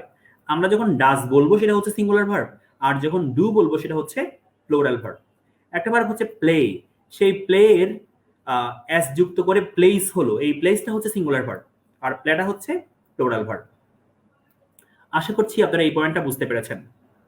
আপনারা এতটুকু বুঝতে পেরেছেন কিনা একটু আমাকে কমেন্ট করে জানিয়ে দেন। আচ্ছা তার আগে একটা কথা বলেন, মনে করেন হ্যাভের পাস্ট ফর্ম হচ্ছে হ্যাট, প্লে এর পাস্ট ফর্ম হচ্ছে প্লেড। করে বুঝেন, হ্যাভের পাস্ট ফর্ম হচ্ছে হ্যাট। আচ্ছা হ্যাভের পাস্ট ফর্ম কয়টা আছে? হ্যাভের পাস্ট ফর্ম কিন্তু একটাই আছে। তো যেখানে একটাই ফর্ম আছে, মনে করেন হ্যাভ, এই হ্যাভের পাস্ট ফর্ম কি? হ্যাট। একটাই তো ফার্স্ট ফর্ম, যেখানে একটাই ফর্ম আছে সেটা সিঙ্গুলার নাকি প্লুরাল বোঝার কিছু নেই, সেটা সিঙ্গুলারও ইউজ হয় প্লুরালও ইউজ হয়। আচ্ছা মনে করেন প্লে, প্লের পাস্ট ফর্ম কি? প্লেইড। তাহলে এই প্লেইড ভার্বটা সিঙ্গুলারের জন্য ইউজ করা হবে, প্লুরালের জন্য ইউজ করা হবে। তাহলে যাদের একটাই ফর্ম আছে সেগুলো সিঙ্গুলার নাকি প্লুরাল বোঝার কিছু নেই। যাদের একাধিক ফর্ম আছে, মনে করেন যে ফর এক্সাম্পল আমরা যদি বলি যে মনে করেন প্লে, প্লেটা প্লের প্রেজেন্ট ফর্ম প্লেও হতে পারে আবার প্লেইসও হতে পারে, দুই রকম হতে পারে। যেখানে দুই রকম হতে পারে সেখানে আপনাকে বুঝে নিতে হবে যে কোনটা সিঙ্গুলার কোনটা প্লুরাল। তাহলে এখানে প্লেস হচ্ছে সিঙ্গুলার আর প্লে হচ্ছে প্লুরাল। আশা করছি আপনারা এই পয়েন্টটা বুঝতে পেরেছেন। আবার মনে করেন আমরা যাদেরকে বি ভার্ব বলে চিনি সেই বি ভার্বের প্রেজেন্ট ফর্ম কি? Am, is, are. Past form হচ্ছে অ্যামিজার, প্রেজেন্ট ফর্ম হচ্ছে অ্যামিজার। এই অ্যামিজারের মধ্যে এমটা কেবলমাত্র কি হয়? আই এর জন্য ইউজ করা হয়। তাহলে এমটা শুধুমাত্র আই এই সাবজেক্টের জন্য ইউজ করা হয়, সেজন্য এমটাকে আমরা আপাতত হিসেবে বাইরে রাখলাম। তাহলে এখন দুইটা আছে, ইজ এবং আর। এখানে ইজটা ইউজ করা হয় কার জন্য? সিঙ্গুলারের জন্য, তাই ইজটা হচ্ছে সিঙ্গুলার ভার্ব, আরটা ইউজ করা হয় প্লুরালের জন্য, তাই আরটা হচ্ছে কি ভার্ব? Plural verb. আশা করছি বুঝতে পেরেছেন। তাহলে সিঙ্গুলার ভার্ব এবং প্লুরাল ভার্ব, এই পয়েন্টটা আশা করছি আপনারা বুঝতে পেরেছেন। আপনারা যারা লাইভে যুক্ত আছেন সবাইকে অনুরোধ করছি, আমি এতক্ষণ যা কিছু বলেছি এতটুকু বুঝতে পেরেছেন কিনা একটু কমেন্ট করে জানিয়ে দেওয়ার জন্য। আমরা চলে এসেছি রুল 1-এ। দেখেন রুল 1-এ কি আছে। এখানে অনেকগুলো শব্দ আছে, দেখেন তো। এখানে আছে এনি যুক্ত শব্দ। এনি যুক্ত শব্দ মানে সেটা হতে পারে anybody, anyone, anything, any student. আবার এনির পরে কি থাকতে পারে? সিঙ্গুলার নাউন থাকতে পারে, আনকাউন্টেবল নাউন থাকতে পারে। হ্যাঁ, তাহলে এই যে এনি, এনি দিয়ে যা কিছু আছে, মনে করেন anybody, anyone, anything, any student. আবার নো যুক্ত শব্দ, নো দিয়ে যা কিছু আছে, নোবডি, নো ওয়ান, নাথিং। আবার নো এর পরে যদি সিঙ্গুলার নাউন থাকে অথবা আনকাউন্টেবল নাউন থাকে। এরপরে হচ্ছে সাম যুক্ত শব্দ, মানে কিরকম? Someone, somebody, something. আবার যদি সামের পরে কি থাকে? আনকাউন্টেবল নাউন থাকে, মনে করেন সাম রাইস। এভরি যুক্ত শব্দ কিরকম? Everyone, everything, everybody. হ্যাঁ, আবার এভরি পরে সিঙ্গুলার নাউন। এখানে যা কিছু দেখতে পাচ্ছেন, যদি এরা সাবজেক্ট হয় এদের জন্য অলওয়েজ কি বসবে? সিঙ্গুলার ভার্ব বসবে। মানে এ ধরনের সাবজেক্টকে আমরা অলওয়েজ থার্ড পারসন সিঙ্গুলার মনে করব, সেজন্য এদের জন্য কি বসবে? সিঙ্গুলার ভার্ব বসবে। আশা করছি এই পয়েন্টটা আপনারা বুঝতে পেরেছেন। যেমন দেখেন any student is eligible for this, তাহলে এখানে আর না হয়ে কি হলো? ইজ হলো। নাথিং ইজ সার্টিন, নাথিং এর জন্য এখানে আর না হয়ে কি হয়েছে? ইজ হয়েছে। সামওয়ান কামস হিয়ার এভরিডে, সামওয়ানকে আমরা থার্ড পারসন সিঙ্গুলার মনে করলাম, তাই এখানে কাম না হয়ে কি হলো? কামস হলো। তার মানে এই বক্সে যত রকম ওয়ার্ড আছে এদের সবাইকে আমরা থার্ড পারসন সিঙ্গুলার মনে করব, সেজন্য এদের সাথে আমরা কি ইউজ করব? সিঙ্গুলার ভার্ব ইউজ করব। এদের সাথে আরো কিছু পয়েন্ট আছে, দেখেন। মনে করেন যদি কখনো দেখি যে আমরা ইচ এর পরে কি আছে? সিঙ্গুলার নাউন আছে। ইচ এর পরে সিঙ্গুলার নাউন আছে, কিরকম? Each boy, each student, each boy and each girl. যদি এরকম থাকে তাকেও আমরা কি মনে করব? সিঙ্গুলার মনে করব। যেমন দেখেন each new day is different, তাহলে যেখানে ইজ যুক্ত আছে, ইজ যুক্ত থাকলে সেই সাবজেক্টটাকে আমরা থার্ড পারসন সিঙ্গুলার মনে করব, ভার্বটা কি হবে? সিঙ্গুলার হবে। এরপর আমরা একটু আগে যে নিয়মটা পড়েছিলাম, either of, neither of, either of, neither of. এদের পরে যদি প্লুরাল নাউন থাকে, কি থাকে? প্লুরাল নাউন বা প্রোনাউন থাকে, তাহলে আইদার অফ, নাইদার অফ, এদের পরে প্লুরাল নাউন বা প্রোনাউন থাকবে, কিন্তু ভার্বটা হবে singular. Either of, neither of, এদের পরে প্লুরাল নাউন বা প্রোনাউন থাকবে, কিন্তু ভার্বটা কি হবে? সিঙ্গুলার হবে। যেমন দেখেন either of the children is, চিলড্রেনটা কিন্তু প্লুরাল, চিলড্রেনটা প্লুরাল, কিন্তু এখানে কি হয়েছে? ইজ হয়েছে। Either of the children is quite capable of looking after the baby. Neither of my sisters, দেখেন নাইদার অফ এর পরে মাই সিস্টার্স প্লুরাল আছে, কিন্তু ভার্বটা কি হলো? Is, is married. তাহলে বুঝতে পারছেন আশা করছি। আইদার অফ, নাইদার অফ, এর পরে নাউন বা প্রোনাউনটা হয় প্লুরাল, কিন্তু ভার্বটা হয় সিঙ্গুলার। পুরোটা আপনারা আয়ত্ত করতে পেরেছেন কিনা সবাই একটু কমেন্ট করে প্লিজ জানিয়ে দেন। রুল 1-এ যা কিছু বললাম আপনারা বুঝতে পেরেছেন কিনা একটু কমেন্ট করে জানিয়ে দেন। আপনারা কমেন্ট করলে যা হয় সেটা হচ্ছে আমি বুঝতে পারি যে আপনারা আমার সাথে যুক্ত আছেন এবং আপনি যা কিছু বলছি আপনারা বুঝতে পারছেন। বিভিন্ন পয়েন্ট শেষ যখন আলোচনা করে ফেলি আমি, তখন যদি আপনারা কমেন্ট করে জানিয়ে দেন যে বুঝতে পেরেছেন, তাহলে আমি আশ্বস্ত হতে পারি যে আপনারা আমার সাথে যুক্ত আছেন এবং আমার কথাগুলো আপনারা বুঝতে পারছেন। আকাশ সাহা, তাসনুবা, পবিত্র সরকার আপনারা বলেছেন যে আপনারা বুঝতে পেরেছেন, ভেরি গুড। আমরা চলে আসছি রুল 2-তে। নর্মাল নিয়মে নর্মালি যদি কি হয়? দুটো সাবজেক্ট এন্ড দিয়ে যুক্ত হয়, তাহলে আমরা এটাকে প্লুরাল সাবজেক্ট মনে করব, তাই ভার্বটা কি হবে? প্লুরাল হবে। নর্মাল নিয়মে দুটো সাবজেক্ট যদি এন্ড দিয়ে যুক্ত হয়, তাহলে আমরা এটাকে প্লুরাল সাবজেক্ট মনে করব, তাই ভার্বটা কি হবে? প্লুরাল হবে। যেমন দেখেন করিম এন্ড রহিম, কয়জন? এখানে দুজন। আর মাই ফ্রেন্ডস, এটা খুব সহজ কথা। করিম and Rahim R my friends, তাহলে করিম এন্ড রহিমের জন্য কি হয়েছে? আর হয়েছে। রিনা এন্ড মিনা, এখানে প্লেস না হয়ে কি হয়েছে? প্লে হয়েছে। নিশ্চয়ই আপনারা এই কথাটা বুঝতে পেরেছেন। Rule 2 is very easy. চলে আসেন রুল 3-তে। Rule 3, rule 3 is very important for any competitive exam. Rule 3, এই রুলটা যে কোনো কম্পিটিটিভ এক্সামের জন্য খুবই গুরুত্বপূর্ণ, একটু খেয়াল করেন। আচ্ছা, আমাদের কলেজে মনে করেন আমাদের কলেজে যত প্রোগ্রাম হয় বেশিরভাগ প্রোগ্রামে প্রিন্সিপাল চিফ গেস্ট থাকেন। ভালো করে বুঝেন, আমাদের কলেজে যত প্রোগ্রাম হয় বেশিরভাগ প্রোগ্রামে প্রিন্সিপাল চিফ গেস্ট থাকেন। তার মানে আমাদের কলেজের ওই প্রোগ্রামে যিনি প্রিন্সিপাল তিনি চিফ গেস্ট, যিনি প্রিন্সিপাল তিনি চিফ গেস্ট। একটু বুঝেন, এখন যদি বলা হয়, এই লাইনটা খেয়াল করেন, এই লাইনটা একটু বুঝেন, the principal and chief guest, the principal and chief guest. এখানে দেখেন তো প্রিন্সিপাল আছে, অ্যান্ড দিয়ে কি আছে, চিফ গেস্ট আছে। আপনাকে বুঝে নিতে হবে এখানে দা আছে এক জায়গায়, মানে দা, দিস আর্টিকেল, এই আর্টিকেলটা কি আছে, এক জায়গায় আছে, the principal and chief guest. আপনাকে যখন দেখবেন যে দুটো সাবজেক্ট অ্যান্ড দিয়ে যুক্ত হয়েছে এবং কেবলমাত্র প্রথমটার আগে কি আছে, ডিটারমিনার আছে, এখানে দা হচ্ছে একটা আর্টিকেল, মানে একটা ডিটারমিনার, দুটো সাবজেক্ট অ্যান্ড দিয়ে যুক্ত হয়েছে, কেবল প্রথমটার আগে কি আছে, ডিটারমিনার আছে, তাহলে আপনাকে বুঝে নিতে হবে এখানে দুই ওয়ার্ড মিলে একজন ব্যক্তিকে বোঝাচ্ছে, মানে এখানে যিনি প্রিন্সিপাল তিনি হচ্ছেন চিফ গেস্ট। সেজন্য the principal and chief guest is coming, এখানে কি হয়েছে দেখেন তো, ইজ হয়েছে। আশা করছি এই পয়েন্টটা বুঝতে পেরেছেন।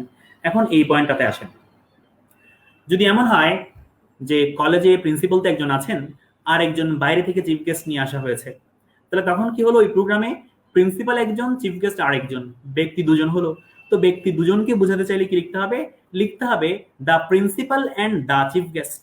তাহলে এখানে দেখেন, এখানে আর্টিকেল দা কয়বার আছে, দুবার আছে, এই যে আর্টিকেল দা কয়বার আছে, দুবার আছে, আর এখানে আর্টিকেল দা কয়বার আছে, একবার আছে। যখন দেখবো যে দুটো সাবজেক্ট এন্ড দিয়ে যুক্ত হয়েছে, দুটোর আগে কি আছে, ডিটারমিনার আছে অথবা আর্টিকেল দা আছে, তখন বুঝে নিতে হবে এখানে ব্যক্তি দুজন, তাই ভার্বটা কি হবে, প্লুরাল হবে। যেমন the principal and chief guest are coming, are হয়েছে।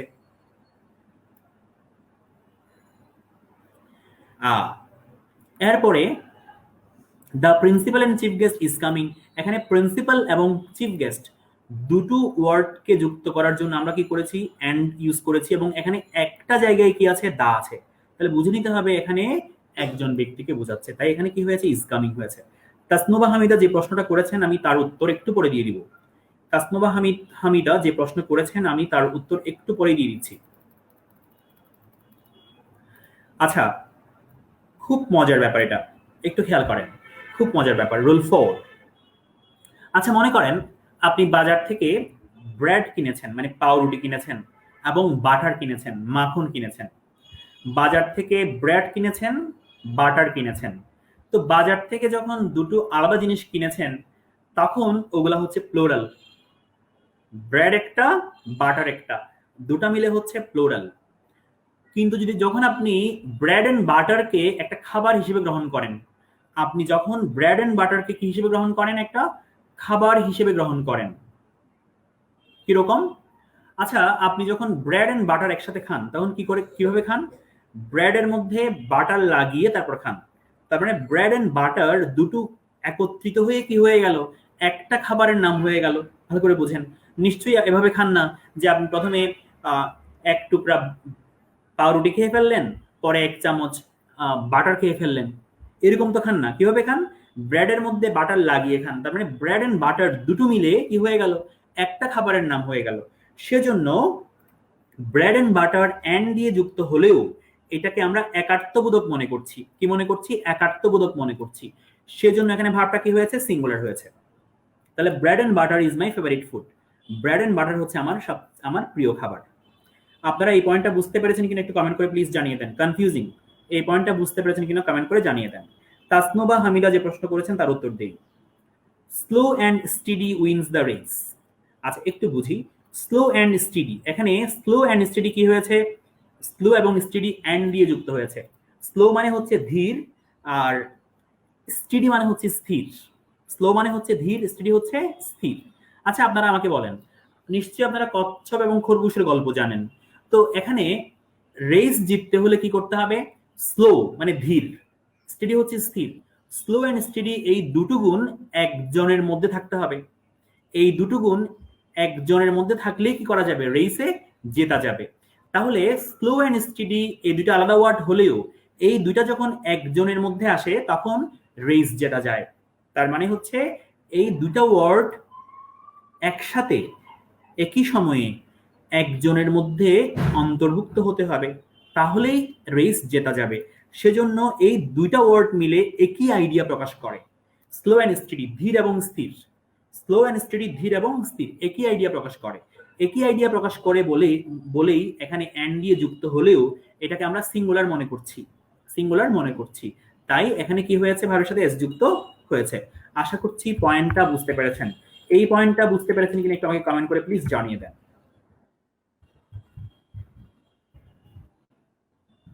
এখানে একটু ঝামেলা আছে, একটু ঝামেলাটা বলি। তাসনুবা, আপনি আপনার উত্তর পেয়েছেন কিনা কমেন্ট করে জানিয়ে দেন।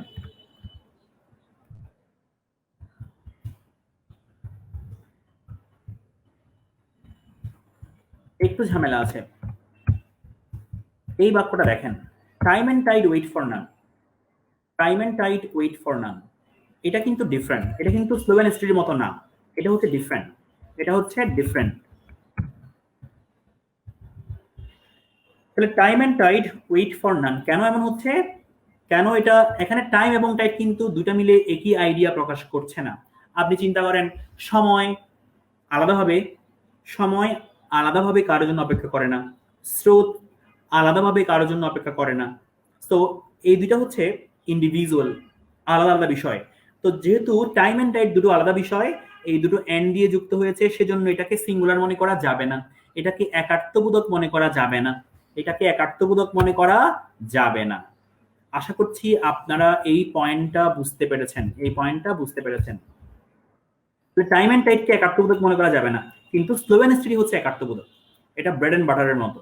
তাহলে time and tide wait for none, এখানে ওয়েটস বলা যাবে না। রোল 4 পর্যন্ত সবাই বুঝতে পেরেছেন কিনা কমেন্ট করে জানিয়ে দেন। অনেকে কমেন্ট করে জানিয়েছেন যে বুঝতে পেরেছেন।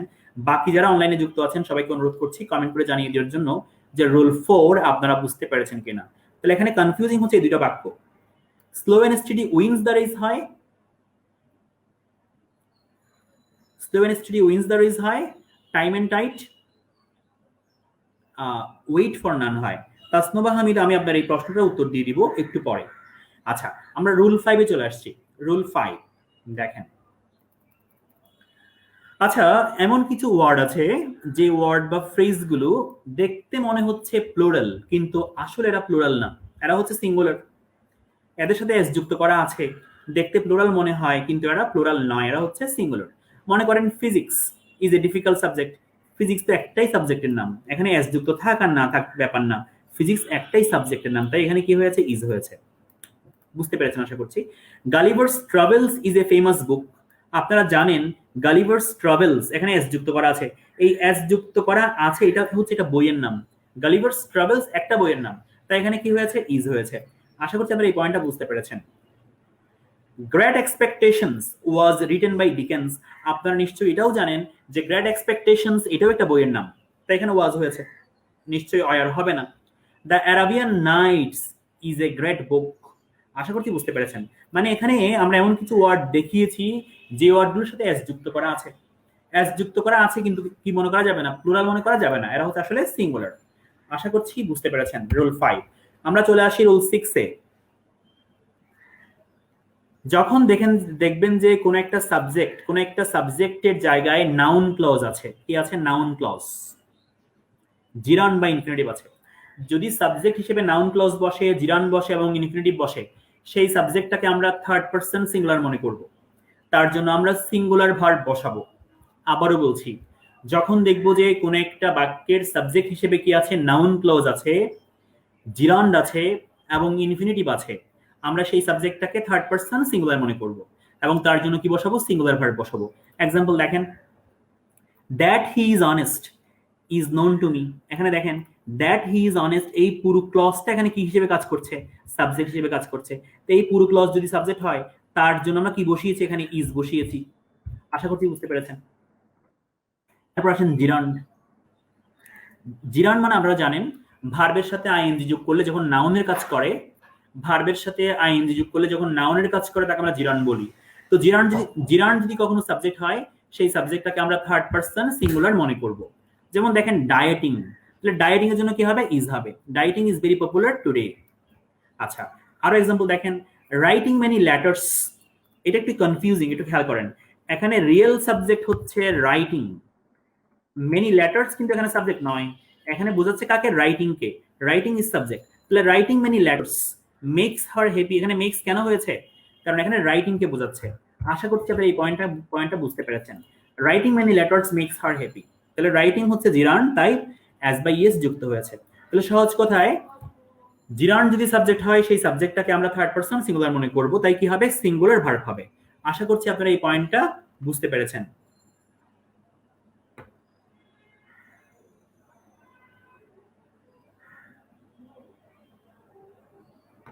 আমরা চলে আসছি পরের এক্সাম্পলে। টু আর ইজ হিউম্যান, মানুষ মাত্রই ভুল, ইংরেজি হচ্ছে টু আর ইজ হিউম্যান। দেখেন এখানে টু প্লাস কি আছে?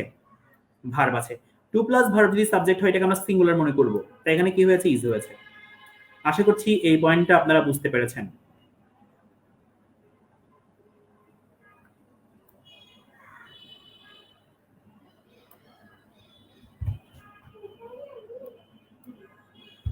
এরপরে চলে আসেন রুল 7। আমরা চলে আসছি রুল 7-এ।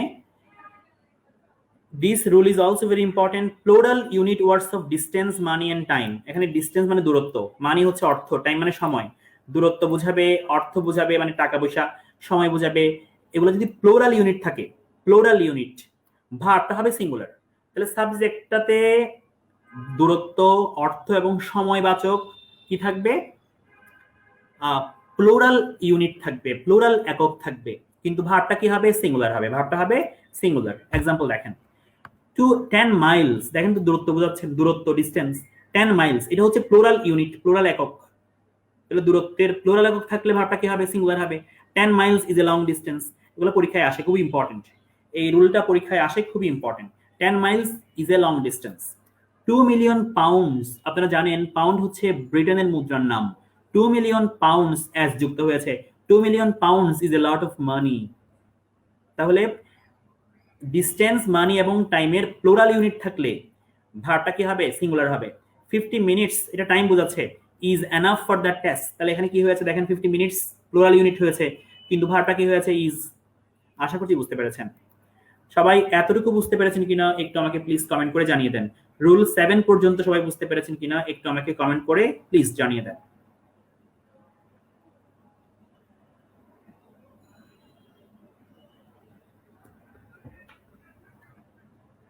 আমরা চলে আসছি রুল 8-এ। আপনারা জানেন এই দুনিয়াতে যত নাউন আছে সকল নাউনকে আমরা দুই ভাগে ভাগ করি। এক ক্যাটাগরি হচ্ছে কাউন্টেবল নাউন, আর এক ক্যাটাগরি হচ্ছে আনকাউন্টেবল নাউন। যত নাউন আছে সকল নাউনকে আমরা দুই ভাগে ভাগ করি। এক ক্যাটাগরিতে থাকে কাউন্টেবল নাউন, আর এক ক্যাটাগরি হচ্ছে আনকাউন্টেবল নাউন। তো এই কথা বলছি, যত রকম আনকাউন্টেবল নাউন আছে, যত রকম আনকাউন্টেবল নাউন আছে, এরা যদি কখনো সাবজেক্ট হিসেবে কাজ করে এদেরকে আমরা থার্ড পারসন সিঙ্গুলার মনে করব। আনকাউন্টেবল নাউন যদি সাবজেক্ট হিসেবে কাজ করে এদেরকে আমরা থার্ড পারসন সিঙ্গুলার মনে করব। তার মানে এদের জন্য কি বসবে? সিঙ্গুলার ভার্ব বসবে। আশা করছি বুঝতে পেরেছেন। নলেজ ইজ পাওয়ার, নলেজের জন্য কি হয়েছে? ইজ হয়েছে। a lot of money, আপনারা জানেন money uncountable noun. a lot of money is needed for the project, is হয়েছে। air is an important element of the environment, এর জন্য কি হয়েছে? ইজ হয়েছে। যত আনকাউন্টেবল নাউন আছে এরা যদি কখনো সাবজেক্ট হিসেবে কাজ করে এদেরকে আমরা থার্ড পারসন সিঙ্গুলার মনে করব। এদের জন্য কি বসবে? সিঙ্গুলার ভার্ব বসবে। আশা করছি আপনারা এই পয়েন্টটা বুঝতে পেরেছেন। অ্যারিথমেটিক্যাল অপারেশনস, অ্যারিথমেটিক্যাল অপারেশনস দেখেন, গাণিতিক হিসেব নিকেশ। গাণিতিক হিসেব নিকেশ মানে হচ্ছে যোগ বিয়োগ গুণ ভাগ। এরকম গাণিতিক হিসেব নিকেশ যদি বোঝায়, যদি গাণিতিক হিসেব নিকেশ বোঝায় তার জন্য কি বসবে? সিঙ্গুলার ভার্ব বসবে। যেমন দেখেন 2 + 2, 2 + 2 is 4, 2 + 2 = 4। তাহলে 2 + 2 is 4। 2 + 2 যদি সাবজেক্ট হয় তার জন্য আমরা কি বসিয়েছি? এখানে ইজ বসিয়েছি। 10 - 5 is 5, 2 × 2 is 4, 10 / 5 is 2। এরকম গাণিতিক হিসেব নিকেশ থাকলে তার জন্য কি বসবে? সিঙ্গুলার ভার্ব বসবে। রুল 9 আশা করছি আপনারা বুঝতে পেরেছেন। চলে আসেন রুল 10-এ। ওয়ান অফ দার পরে নাউনটা হয় প্লুরাল কিন্তু ভার্বটা হয় সিঙ্গুলার। ওয়ান অফ দার পরে নাউনটা হবে প্লুরাল কিন্তু যদি কোনো ভার্ব থাকে ভার্বটা কি হবে? সিঙ্গুলার হবে। যেমন দেখেন one of the girls is present today, এখানে আসলে গার্লসদের মধ্যে একজনকে বোঝাচ্ছে, গার্লসদের মধ্যে একজনকে বোঝাচ্ছে, সেই জন্য তার জন্য কি হয়েছে? এখানে ইজ হয়েছে। এখানে গার্লসদের মধ্যে একজনকে বোঝাচ্ছে, তো এখানে কি হয়েছে, ইজ হয়েছে। One of the girls is present today. আশা করছি বুঝতে পেরেছেন যে ওয়ান অফ দ্যার পরে নাউনটা হবে প্লোরাল কিন্তু ভার্বটা হবে সিঙ্গুলার। আপনারা রুল 10 আমরা যা বললাম এটা একটু দেখেন যে বুঝতে পেরেছেন কিনা। আমরা চলে এসেছি রুল 11-এ। আমরা যদি একটু রুল 11টা সলভ করি, দেখেন প্রথমে এখানে জানতে হবে what is prepositional phrase. Prepositional phrase মনে করেন the boys in the room, the boys in the room.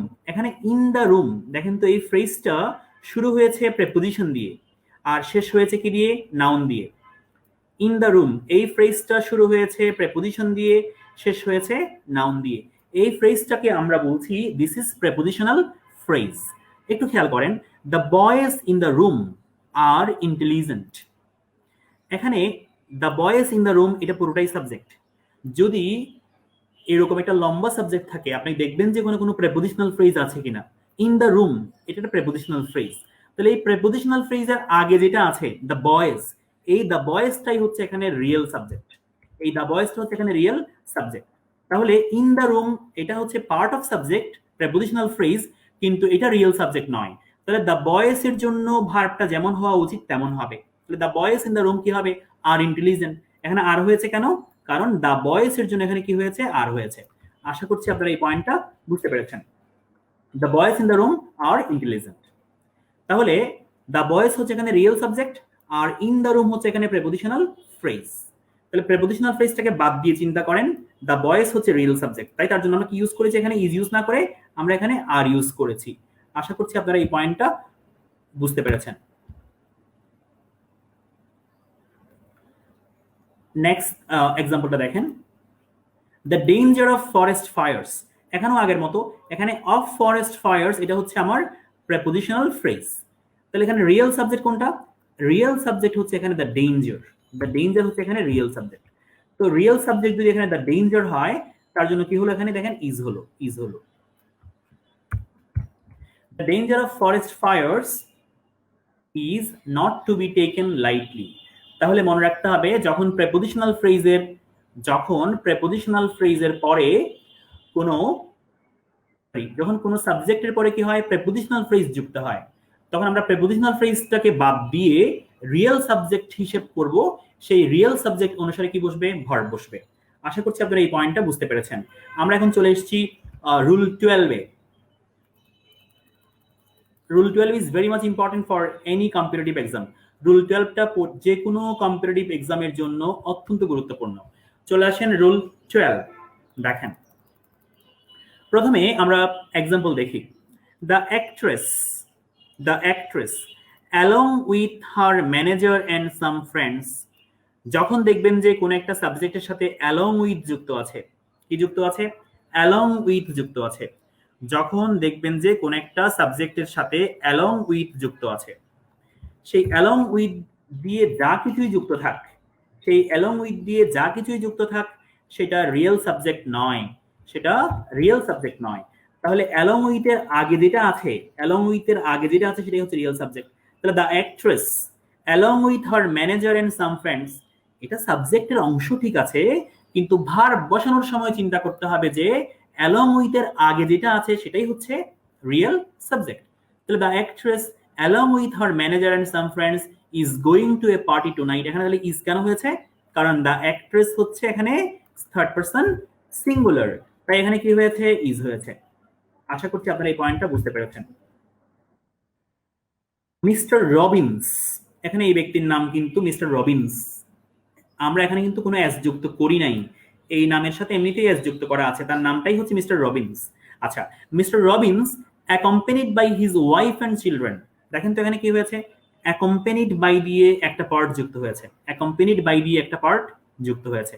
তো অ্যাকম্পেনিড বাই দিয়ে যে অংশটা যুক্ত হলো সেটাকেও আমরা কি মনে করব না, রিয়েল সাবজেক্ট মনে করব না। তাহলে অ্যাকম্পেনিড বাই এর আগে যেটা আছে সেটাই রিয়েল সাবজেক্ট, মিস্টার রবিনস হচ্ছে এখানে রিয়েল সাবজেক্ট, তাহলে এটা রিয়েল সাবজেক্ট। সেজন্য এখানে কি হয়েছে দেখেন তো, ইজ হয়েছে। Mister Robbins is arriving tonight. আশা করছি আপনারা এই পয়েন্টটা বুঝতে পেরেছেন। এবার আমরা রুল 12টা পড়ি। যা কিছু আলোচনা করলাম তার রুল 12-এ লেখা আছে। কোন সাবজেক্টের সাথে as well as, along with, accompanied by, together with ইত্যাদি দিয়ে অন্য এক বা একাধিক সাবজেক্ট যুক্ত হলে তাহলে কি হবে? প্রথম সাবজেক্ট অনুসারে ভার্ব বসবে। তাহলে এখানে কি কি আছে? অ্যাজ ওয়েল এস আছে, অ্যালং উইথ আছে, অ্যাকম্পানিড বাই আছে, টুগেদার উইথ আছে। যদি এইসব দিয়ে কি হয়, একাধিক সাবজেক্ট যুক্ত হয়, যে সাবজেক্টটা প্রথমে আছে সেই সাবজেক্ট অনুসারে আমরা কি বসাবো? ভার্ব বসাবো। আশা করছি আপনারা এই পয়েন্টটা বুঝতে পেরেছেন। রুল 12 পর্যন্ত আপনারা বুঝতে পেরেছেন কিনা একটু আমাকে প্লিজ কমেন্ট করে জানিয়ে দেন। রুল 12 পর্যন্ত আপনারা আয়ত্ত করতে পেরেছেন কিনা একটু আমাকে কমেন্ট করে জানিয়ে দেন।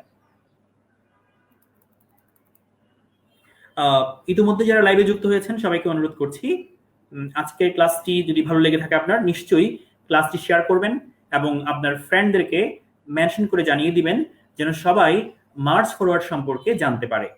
এবং এই March Forward free coaching for BCS and others এই প্ল্যাটফর্ম সম্পর্কে যেন সবাই জানতে পারে, সেজন্য আজকের ক্লাসটি অবশ্যই শেয়ার করবেন এবং আপনার ফ্রেন্ডদেরকে মেনশন করে দিবেন। দেখতে পাচ্ছি আকাশ সাহা, তাসনোবা কমেন্ট করে জানিয়েছেন যে ওনারা বুঝতে পেরেছেন। আমরা চলে আসছি রুল 13-এ। আচ্ছা, rule 13 is also very important and interesting. দেখেন এখানে আছে আইদার অর, নাইদার নর। যদি আইদার অর নাইদার নর দিয়ে কি হয়, দুটি সাবজেক্ট যুক্ত হয়, যে সাবজেক্টটি ভার্বের কাছাকাছি আছে সেই সাবজেক্ট অনুসারে ভার্ব বসবে। যে সাবজেক্টটি ভার্বের কাছাকাছি আছে সেই সাবজেক্ট অনুসারে কি বসবে? ভার্ব বসবে। এখন ভার্বের কাছাকাছি আছে মানে কি? দেখেন আইদার হিজ প্যারেন্টস, এখানে হিজ প্যারেন্টস একটা সাবজেক্ট আর হিজ আন্ট একটা সাবজেক্ট। আপনারাই বলেন কোনটা ভার্বের কাছাকাছি? এখানে ভার্বের কাছাকাছি কোনটা? এখানে ভার্বের কাছাকাছি হচ্ছে কোনটা? His aunt. তাহলে হিজ আন্টের জন্য কি হওয়ার কথা? ইজ হওয়ার কথা। তাই এখানে কি হয়েছে? ইজ হয়েছে। তাহলে আইদার অর নাইদার নরের ক্ষেত্রে যে সাবজেক্টটা ভার্বের কাছাকাছি আছে সেই সাবজেক্ট অনুসারে কি বসবে? ভার্ব বসবে। Either his parents or his aunt is to blame, যেটা ভার্বের কাছাকাছি আছে সেটা অনুসারে কি বসবে? ভার্ব বসবে। Very interesting. পরেরটা দেখেন neither the movie not the books. এখানে ভার্বের কাছাকাছি কোনটা? ভার্বের কাছাকাছি কোনটা? এখানে দ্য বুকস। দ্য বুকসটা প্লোরাল, এখানে কি হয়েছে? দেখেন আর হয়েছে। আশা করছি এই পয়েন্টটাও আপনারা বুঝতে পেরেছেন। তাহলে আইদার অর এবং নাইদার নরের ক্ষেত্রে যে সাবজেক্টটা ভার্বের কাছাকাছি আছে সেই সাবজেক্ট অনুসারে আমরা কি বসাবো? ভার্ব বসাবো। রুল 13 আপনারা বুঝতে পেরেছেন কিনা একটু প্লিজ কমেন্ট করে জানিয়ে দেন।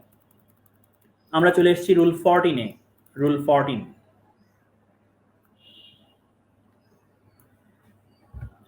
দেখেন, রুল 14 আপনারা নিশ্চয়ই ভগ্নাংশের কথা জানেন। মনে করেন 1/3।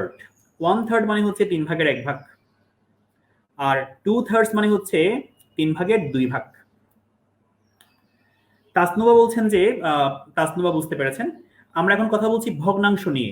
আমরা এখন কথা বলছি কি নিয়ে? ভগ্নাংশ নিয়ে। 1/3, আচ্ছা 1/3 মিন্স 3 ভাগের 1 ভাগ। 2/3 মানে হচ্ছে 3 ভাগের 2 ভাগ। একটা মজার কথা খেয়াল করেন, 1 আমরা কি বললাম এখানে? থার্ড, 1/3। আচ্ছা, কিন্তু যখন বলবেন যে 2 তখন বলতে হবে থার্ডস। 2 কি বলতে হবে? থার্ডস। এখানে এস টা যোগ করতে হবে। তার মানে 1/3 মানে 3 ভাগের 1 ভাগ, মানে লব হচ্ছে 1, হর হচ্ছে 3 ভাগের 1 ভাগ। আর 2/3 হচ্ছে 3 ভাগের 2 ভাগ, লব হচ্ছে 2 আর হর হচ্ছে 3। মনে রাখবেন ভগ্নাংশের লব যদি 1-এর চেয়ে বেশি হয়, ভগ্নাংশের লব যদি 1-এর চেয়ে বেশি হয়, সেই ভগ্নাংশটাকে ইংরেজিতে লেখার সময় অবশ্যই ভগ্নাংশের পেছনে একটা এস যোগ করতে হবে। তাহলে 1/3 বললাম, কিন্তু 2/3 বলা যাবে না। কি বলতে হবে? 2/3 বলতে হবে। 2/3। একইভাবে আমরা যদি বলি যে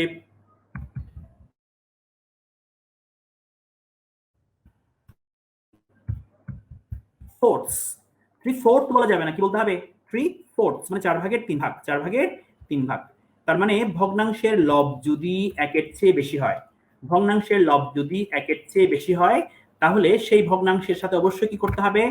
সেই ভগ্নাংশের সাথে অবশ্যই এস যোগ করতে হবে। আমি আরেকবার বলছি, 1/3 মানে হচ্ছে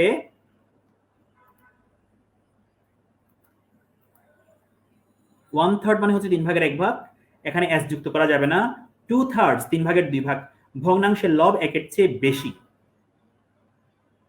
তাই s যোগ করতে হলে 2/3 বলতে হবে। 3/4 ভগ্নাংশের লব 1-এর চেয়ে বেশি, s যোগ করতে হবে। তাহলে আমরা বুঝতে পারলাম যে ভগ্নাংশের লব যদি 1-এর চেয়ে বেশি হয়, সেই ভগ্নাংশ ইংরেজিতে লেখার সময় তার সাথে s যুক্ত করতে হবে। আচ্ছা, কথা নেক্সট পয়েন্টটা খেয়াল করেন।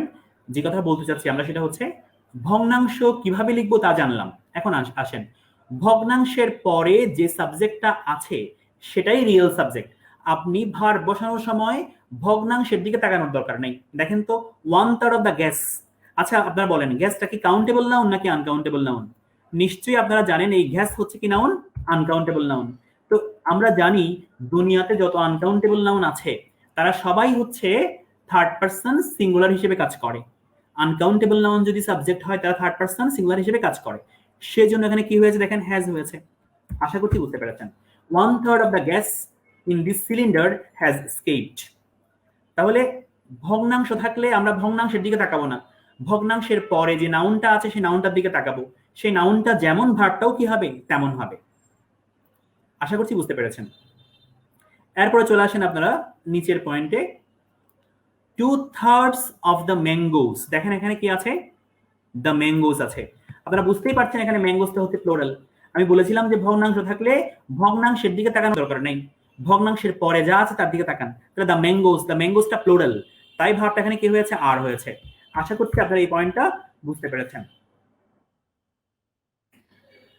আচ্ছা, মোহাম্মদ জয়নুল আবেদিন বলেছেন যে উদাহরণ বাক্যের বাংলা অর্থ বললে ভালো হয়। আচ্ছা, চেষ্টা করবো বাংলা অর্থ বলার। তাহলে 2/3 of the mangoes of this bag are rotten মানে হচ্ছে এই ব্যাগের 2/3 আম হচ্ছে পচা। রটেন মানে পচা। এই ব্যাগের 2/3 আম হচ্ছে পচা। আমি কি বললাম যে ভগ্নাংশ যখন থাকবে তখন ভগ্নাংশের পরে যেটা আছে সেটা অনুসারে কি বসাবো? ভার বসাবো। তাই আমরা এখানে দ্য ম্যাঙ্গোস, তাই এখানে কি বসিয়েছি? আমরা আর বসিয়েছি। আচ্ছা, এরপরে চলে আসেন 50% অফ হিজ মান্থলি ইনকাম। এটা হচ্ছে একটা শতকরা হার। যখন শতকরা হার থাকবে, শতকরা হারের ক্ষেত্রেও শতকরা হারের পরে যা আছে সেটা অনুসারে ভার বসবে। আপনারা বলেন হিজ মান্থলি ইনকাম, ইনকামটা কাউন্টেবল নাকি আনকাউন্টেবল? ইনকাম হচ্ছে আনকাউন্টেবল নাউন, এটা মানি বোঝাচ্ছে। যদি মানি বোঝায় এটা আনকাউন্টেবল নাউন। যেহেতু আনকাউন্টেবল নাউন, এটা কি হিসেবে কাজ করবে? সিঙ্গুলার হিসেবে কাজ করবে। তাই এখানে গোজ হয়েছে, গো না হয়ে কি হয়েছে? এখানে গোজ হয়েছে। আশা করছি আপনারা এই পয়েন্টটা বুঝতে পেরেছেন। 50% of his monthly income goes on food. তার মাসিক আয়ের 50% খাবারের পেছনে চলে যায়। শিমুল মন্ডল প্রশ্ন করেছেন 1/3 এর পর প্লুরাল নাউন থাকলে সাবজেক্ট। হ্যাঁ, 1/3 এর পর যদি প্লুরাল নাউন থাকে ভার্বটাও প্লুরাল হবে। আমি আপনাকে আগেই বলেছি 1/3, 2/3, 3/4 এদের দিকে না তাকিয়ে এদের পরে যে নাউনটা আছে ওদিকে তাকাবেন। ওই নাউনটা যেমন ভার্বটাও তেমন হবে। 1/3, 2/3, 3/4 এদের দিকে না তাকিয়ে এদের পরে যে নাউনটা আছে সেই নাউনের দিকে তাকাবেন। নাউনটা যেমন ভার্বটাও কি হবে? তেমন হবে। শিমুল মন্ডল, আশা করছি বুঝতে পেরেছেন। যদি বুঝতে পারেন নিশ্চয়ই কমেন্ট করে আমাকে জানিয়ে দিবেন। এখন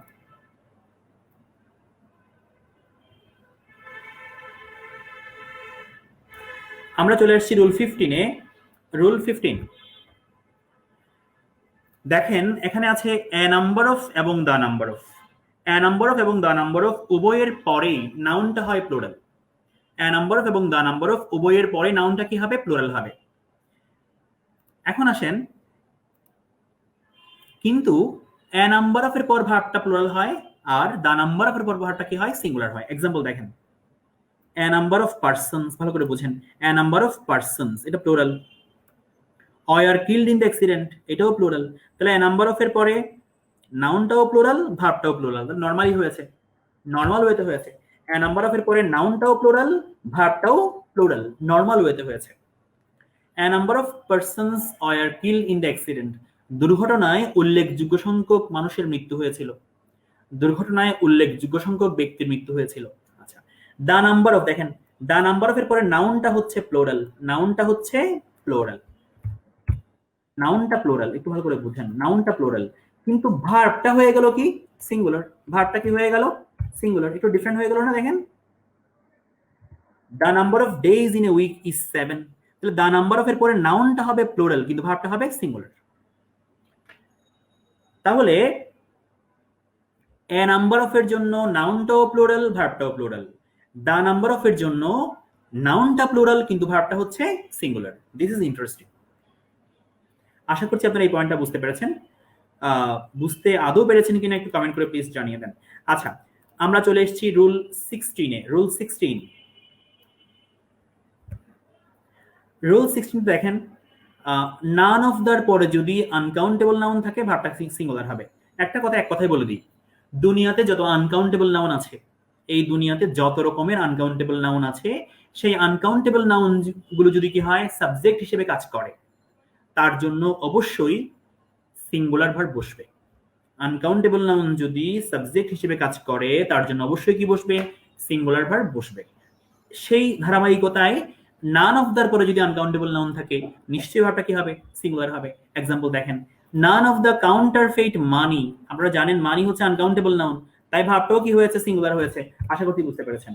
নান of the counterfeit money has been found. কোন ভেজাল অর্থ খুঁজে পাওয়া যায় নাই। কাউন্টারফেইট মানি মানে হচ্ছে ভেজাল অর্থ, ভেজাল টাকা, জাল টাকা। কোনো জাল অর্থ বা জাল নোট বা জাল টাকা খুঁজে পাওয়া যায় নাই। আচ্ছা, নান অফ দার পরে যদি প্লোরাল কাউন্টেবল নাউন থাকে, ভাবটা কি হবে? প্লোরাল হবে। তাহলে সহজ করে আমরা যদি বলি, একটু এখানে ভুল আছে, একটু ভুল আছে, একটু এখানে স্পেলিং ভুল আছে।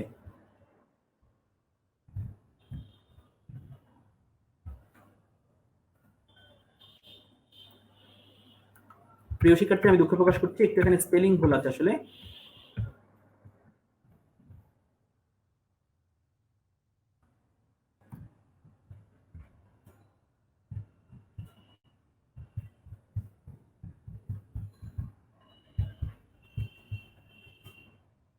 নান অফ দ্য কাউন্টারফেইট মানি।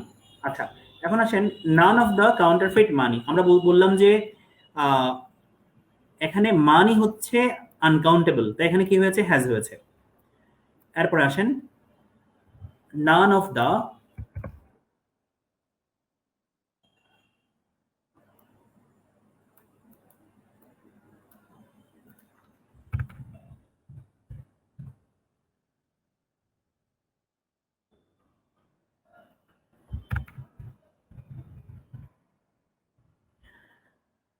দেখেন এখানে, তাহলে none of the counterfeit money has been found. None of দার পরে যদি প্লোরাল কাউন্টেবল নাউন থাকে, ভাবটা কি হবে? প্লোরাল হবে।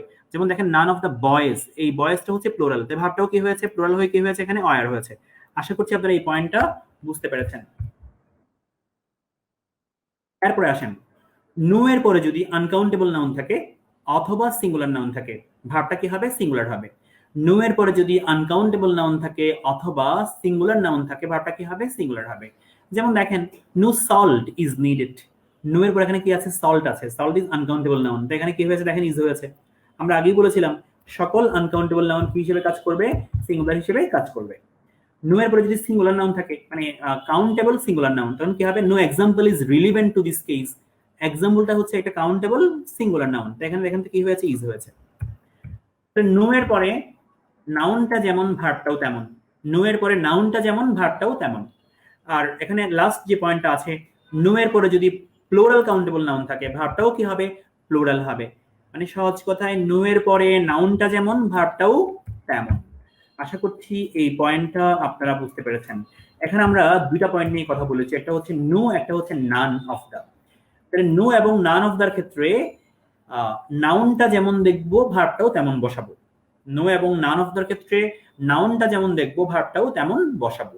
এই পয়েন্টটা আপনারা বুঝতে পেরেছেন কিনা একটু আমাকে প্লিজ কমেন্ট করে জানিয়ে দেন। রুল 16 আপনারা বুঝতে পেরেছেন কিনা কমেন্ট করে জানিয়ে দেন। আমরা আজকের ক্লাসের একেবারে শেষ প্রান্তে চলে এসেছি। আপনারা এতক্ষণ যারা ধৈর্য ধরে ক্লাসটা করেছেন সবাইকে অসংখ্য ধন্যবাদ জানাচ্ছি। আমি আর মাত্র দুই একটা রুল পড়িয়ে আজকে ক্লাস শেষ করে দিব। সো যারা আজকের ক্লাস করেছেন, তারা যদি আজকের ক্লাসে যা কিছু আলোচনা করেছি কোনো প্রশ্ন থাকে, আমাকে এই ক্লাসের কমেন্ট বক্সে জানিয়ে দিবেন যে আপনারা কি বুঝেছেন বা কি বুঝেন নাই। কোনো প্রশ্ন থাকলে, সমস্যা থাকলে কমেন্ট করে জানিয়ে দিবেন। আমি চেষ্টা করব পরবর্তী কোনো ক্লাসে সেই প্রশ্নগুলোর উত্তর দেওয়ার। রুল 17-এ চলে আসেন।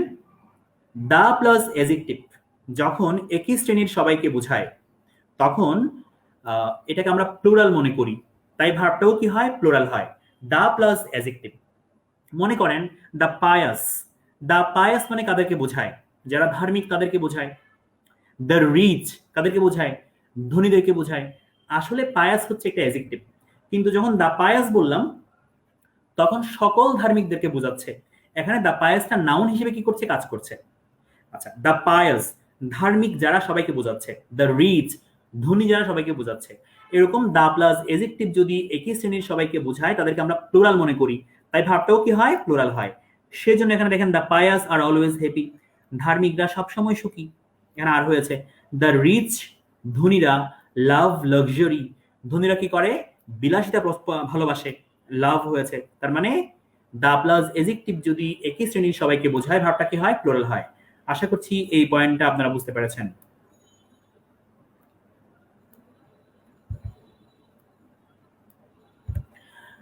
চলে আসেন রুল 18। রুল 18 আপনারা জানেন মেনি এর পরে নাউনটা প্লুরাল হয়। Many girls, many girls. দেখেন মেনির পরে এখানে কি আছে? গার্লস আছে। মেনির পরে এখানে কি আছে? গার্লস আছে। তাহলে মেনির পরে নাউনটা প্লুরাল হয়, তাহলে ভাবটাও কি হবে? প্লুরাল হবে। খুব সহজ। মেনির পরে নাউনটা প্লুরাল, ভাবটাও প্লুরাল হয়। আচ্ছা, ঝামেলা হচ্ছে পরেরটাতে। এটা একটু ইম্পর্টেন্ট, মানে একটু কনফিউজিং, একটু খেয়াল করেন। এটা একটু কনফিউজিং, একটু খেয়াল করেন। এই পয়েন্টটা একটু কনফিউজিং, একটু খেয়াল করেন। তাহলে কি বলা হয়েছে? তবে মেনি এবা এন এর পর যদি মেনির পরে কি থাকে? এবা এন থাকে। আচ্ছা, এটা তো আমরা জানেন মেনি গার্লস আর প্রেজেন্ট টুডে, অনেক মেয়েরা আজকে উপস্থিত আছে। আচ্ছা, তবে মেনির পরে যদি কি থাকে? এবা এন থাকে, নাউনটা হবে সিঙ্গুলার, ভার্বটাও হবে সিঙ্গুলার। আপনারা হয়তো এটা অনেকে হয়তো জানতেন না যে মেনির পরে নরমালি নাউনটা প্লুরাল হয়, ভার্বটাও কি হয়? প্লুরাল হয়। কিন্তু মেনির পরে যদি অ্যাবা এন থাকে, সেই অ্যাবা এন এর পরে নাউনটাও সিঙ্গুলার হবে, ভার্বটাও কি হবে? সিঙ্গুলার হবে। যেমন দেখেন many a boy is present in the field, মাঠে অনেক ছেলে উপস্থিত আছে। মেনি এ বয় বললে যে অর্থ প্রকাশ করে, মেনি বয়েজ বললেও প্রায় একই অর্থ প্রকাশ করে, শুধু স্ট্রাকচার চেঞ্জ হয়ে গেল। তাহলে মেনি বয়েস, মেনির জন্য বয়েস, আর মেনি এ বললে বয়। আশা করছি রুল 18 আপনারা বুঝতে পেরেছেন। রুল 18 বুঝতে পেরেছেন কিনা কমেন্ট করে আমাকে জানিয়ে দেন। আমরা আজকের ক্লাসের একদম লাস্ট রুল আলোচনা করব এখন, রুল 19। রুল 19 হচ্ছে আজকের ক্লাসের একেবারে লাস্ট রুল। আজকের ক্লাস শেষ করার পরেও যদি আপনারা মনে করেন যে কোনো পয়েন্ট বুঝতে পারেন নাই, রুল 19 পর্যন্ত যা কিছু পড়ালাম যদি মনে হয় যে কোনো পয়েন্ট বুঝতে পারেন নাই, তাহলে আজকের ভিডিওটা আপনাদের এই মার্চ ফরওয়ার্ড পেজে থাকবে বা গ্রুপে থাকবে। আপনারা এই পেজ থেকে ক্লাসটা বারবার দেখে নেবেন। যতবার দেখবেন নিশ্চয়ই আপনাদের প্রবলেমগুলো সলভ হয়ে যাবে। যদি মনে হয় যে কোনো একটা পয়েন্ট মিস করে গিয়েছেন, তাহলে ক্লাসটা যদি আবার দেখেন, ভিডিওটা আবার দেখেন, নিশ্চয়ই ওই পয়েন্ট আপনি বুঝতে পারবেন। তারপরেও যদি কোনো প্রবলেম থাকে নিশ্চয়ই কমেন্ট করে জানিয়ে দিবেন। আমি চেষ্টা করব পরবর্তী কোনো ক্লাসে সেই প্রবলেমটা সলভ করে দেওয়ার। আচ্ছা, রুল 19 আমরা ক্লাসের একেবারে শেষ প্রান্তে চলে এসেছি। রুল 19 এমন কিছু শব্দ আছে যেগুলো হচ্ছে সবসময় প্লুরাল। আপনারা জানেন এমন কিছু ওয়ার্ড আছে যেগুলো অলওয়েজ প্লুরাল হিসেবে কাজ করে। সেই ওয়ার্ডগুলোর মধ্যে আছে মনে করেন সিজার্স। আপনারা জানেন সিজার্স হচ্ছে কাঁচি, এই যে আমরা কোনো কিছু কাটাকাটি করি, কাঁচি। শর্টস, শর্টস মানে হচ্ছে হাফ প্যান্ট, শর্টস ছোট প্যান্ট আর কি। প্যান্টস তো আপনারা সবাই জানেন। জিন্স আপনারা সবাই চিনেন। টংস একটা যন্ত্রের নাম। ট্রাউজার্স হচ্ছে পায়জামা। আই গ্লাসেস হচ্ছে চশমা। প্লায়ার্স হচ্ছে একটা যন্ত্রের নাম। টুইজার্স হচ্ছে চিমটা। আচ্ছা, একটু খেয়াল করেন, সিজার্স যাকে বললাম কাঁচি। আচ্ছা বলেন তো কাঁচিতে কয়টা পার্ট? কাঁচিতে 2টা পার্ট। শর্টস মানে ছোট প্যান্টস যাকে আমরা বলি শর্টস, শর্টসে কয়টা পার্ট? 2টা পার্ট, মানে 2 পায়ের জন্য 2টা পার্ট। প্যান্টসে 2 পায়ের জন্য 2টা পার্ট। জিন্সেও 2টা পার্ট। টংস একটা যন্ত্র, ওখানে 2টা পার্ট থাকে। ট্রাউজার্স পায়জামা, ওখানে কয়টা পার্ট থাকে? 2টা পার্ট থাকে, 2 পায়ের জন্য 2টা পার্ট থাকে। আই গ্লাসেস চশমা, 2টা পার্ট থাকে। নিশ্চয়ই এক চুকওয়ালা চশমা থাকে না, 2 চুকওয়ালা চশমা হয়। প্লায়ার্স একটা যন্ত্র, এখানে 2টা পার্ট থাকে। টুইজার্স চিমটা, ওখানে 2টা পার্ট থাকে। এই যে কিছু ওয়ার্ড দেখতে পাচ্ছেন, এই শব্দগুলো সবসময় প্লুরাল, এদেরকে সিঙ্গুলার বলা যাবে না, মানে সিঙ্গুলার করা যাবে না। মানে হচ্ছে মনে করেন যে এই যে প্যান্টস, কখনো প্যান্ট বলা যাবে না, কি বলতে হবে? প্যান্টস। প্যান্ট বলে কিছু নেই, কি বলতে হবে? প্যান্টস। কারণ নিশ্চয়ই কেউ এক পাওয়ালা প্যান্ট পরবে না, প্যান্টস পরবে। আচ্ছা, একইভাবে আই গ্লাস বলা যাবে না, কি বলতে হবে? I glasses. নিশ্চয়ই এক চুকওয়ালা চশমা কেউ পরবে না, তাই বলতে হবে আই গ্লাসেস। তাহলে এই যে উপকরণ বা যন্ত্র যেগুলো দেখতে পাচ্ছেন, এই উপকরণ বা যন্ত্রগুলো সবসময় প্লোরাল। এরা যেহেতু প্লোরাল, এদের সাথে যে এস যুক্ত করা আছে, সেই এসটা অলওয়েজ যুক্ত থাকবে, এদেরকে এস ছাড়া ইউজ করা যাবে না। সিজার্স কে সিজার বলা যাবে না, কি বলতে হবে? সিজার্স। শর্টস কে শর্ট বলা যাবে না, শর্টস। প্যান্টস কে প্যান্ট বলা যাবে না, প্যান্টস বলতে হবে। আশা করছি আপনারা এই পয়েন্টটা বুঝতে পেরেছেন। তো এরা যেহেতু অলওয়েজ প্লুরাল, সেজন্য এদের সাথে অলওয়েজ কি বসবে? প্লুরাল ভার্ব বসবে। কি ভার্ব বসবে? প্লুরাল ভার্ব বসবে। যেমন দেখেন, the pants are in the drawer. The pants, এখানে কি হয়েছে দেখেন তো? আর হয়েছে, যেহেতু দ্য প্যান্টস তাই আর হয়েছে। The pants are in the drawer. তবে এটা খেয়াল করেন, এটা ইম্পর্টেন্ট, এটা একটু ডিফারেন্ট, খেয়াল করেন। তবে এসব শব্দের পূর্বে যদি কি হয়? এ পেয়ার অফ যুক্ত হয়। যদি কখনো এমন থাকে প্যান্টস এর আগে কি হয়েছে? এ পেয়ার অফ হয়েছে। এ পেয়ার অফ যুক্ত হলে ভার্বটা কি হবে? সিঙ্গুলার হবে। যেমন দেখেন, a pair of pants is in the drawer. তাহলে এখানে যে ওয়ার্ডগুলো দেখতে পাচ্ছেন, এদের সবার পূর্বে বা কোনোটার পূর্বে যদি এ পেয়ার অফ থাকে, তখন ভার্বটা কি হতে পারে? সিঙ্গুলার হতে পারে।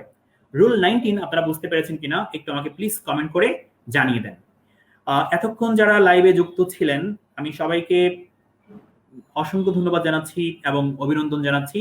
আজকের ক্লাসটা যদি আপনারা ভিডিওটা পুনরায় দেখেন, তাহলে আপনাদের যে প্রবলেমগুলো এখানে আছে, সেই প্রবলেমগুলো আপনারা সলভ করতে পারবেন। তারপরেও যদি কোনো প্রবলেম থাকে, আপনারা এই ক্লাসের নিচে কমেন্ট বক্সে জানিয়ে দিবেন। তাহলে নিশ্চয়ই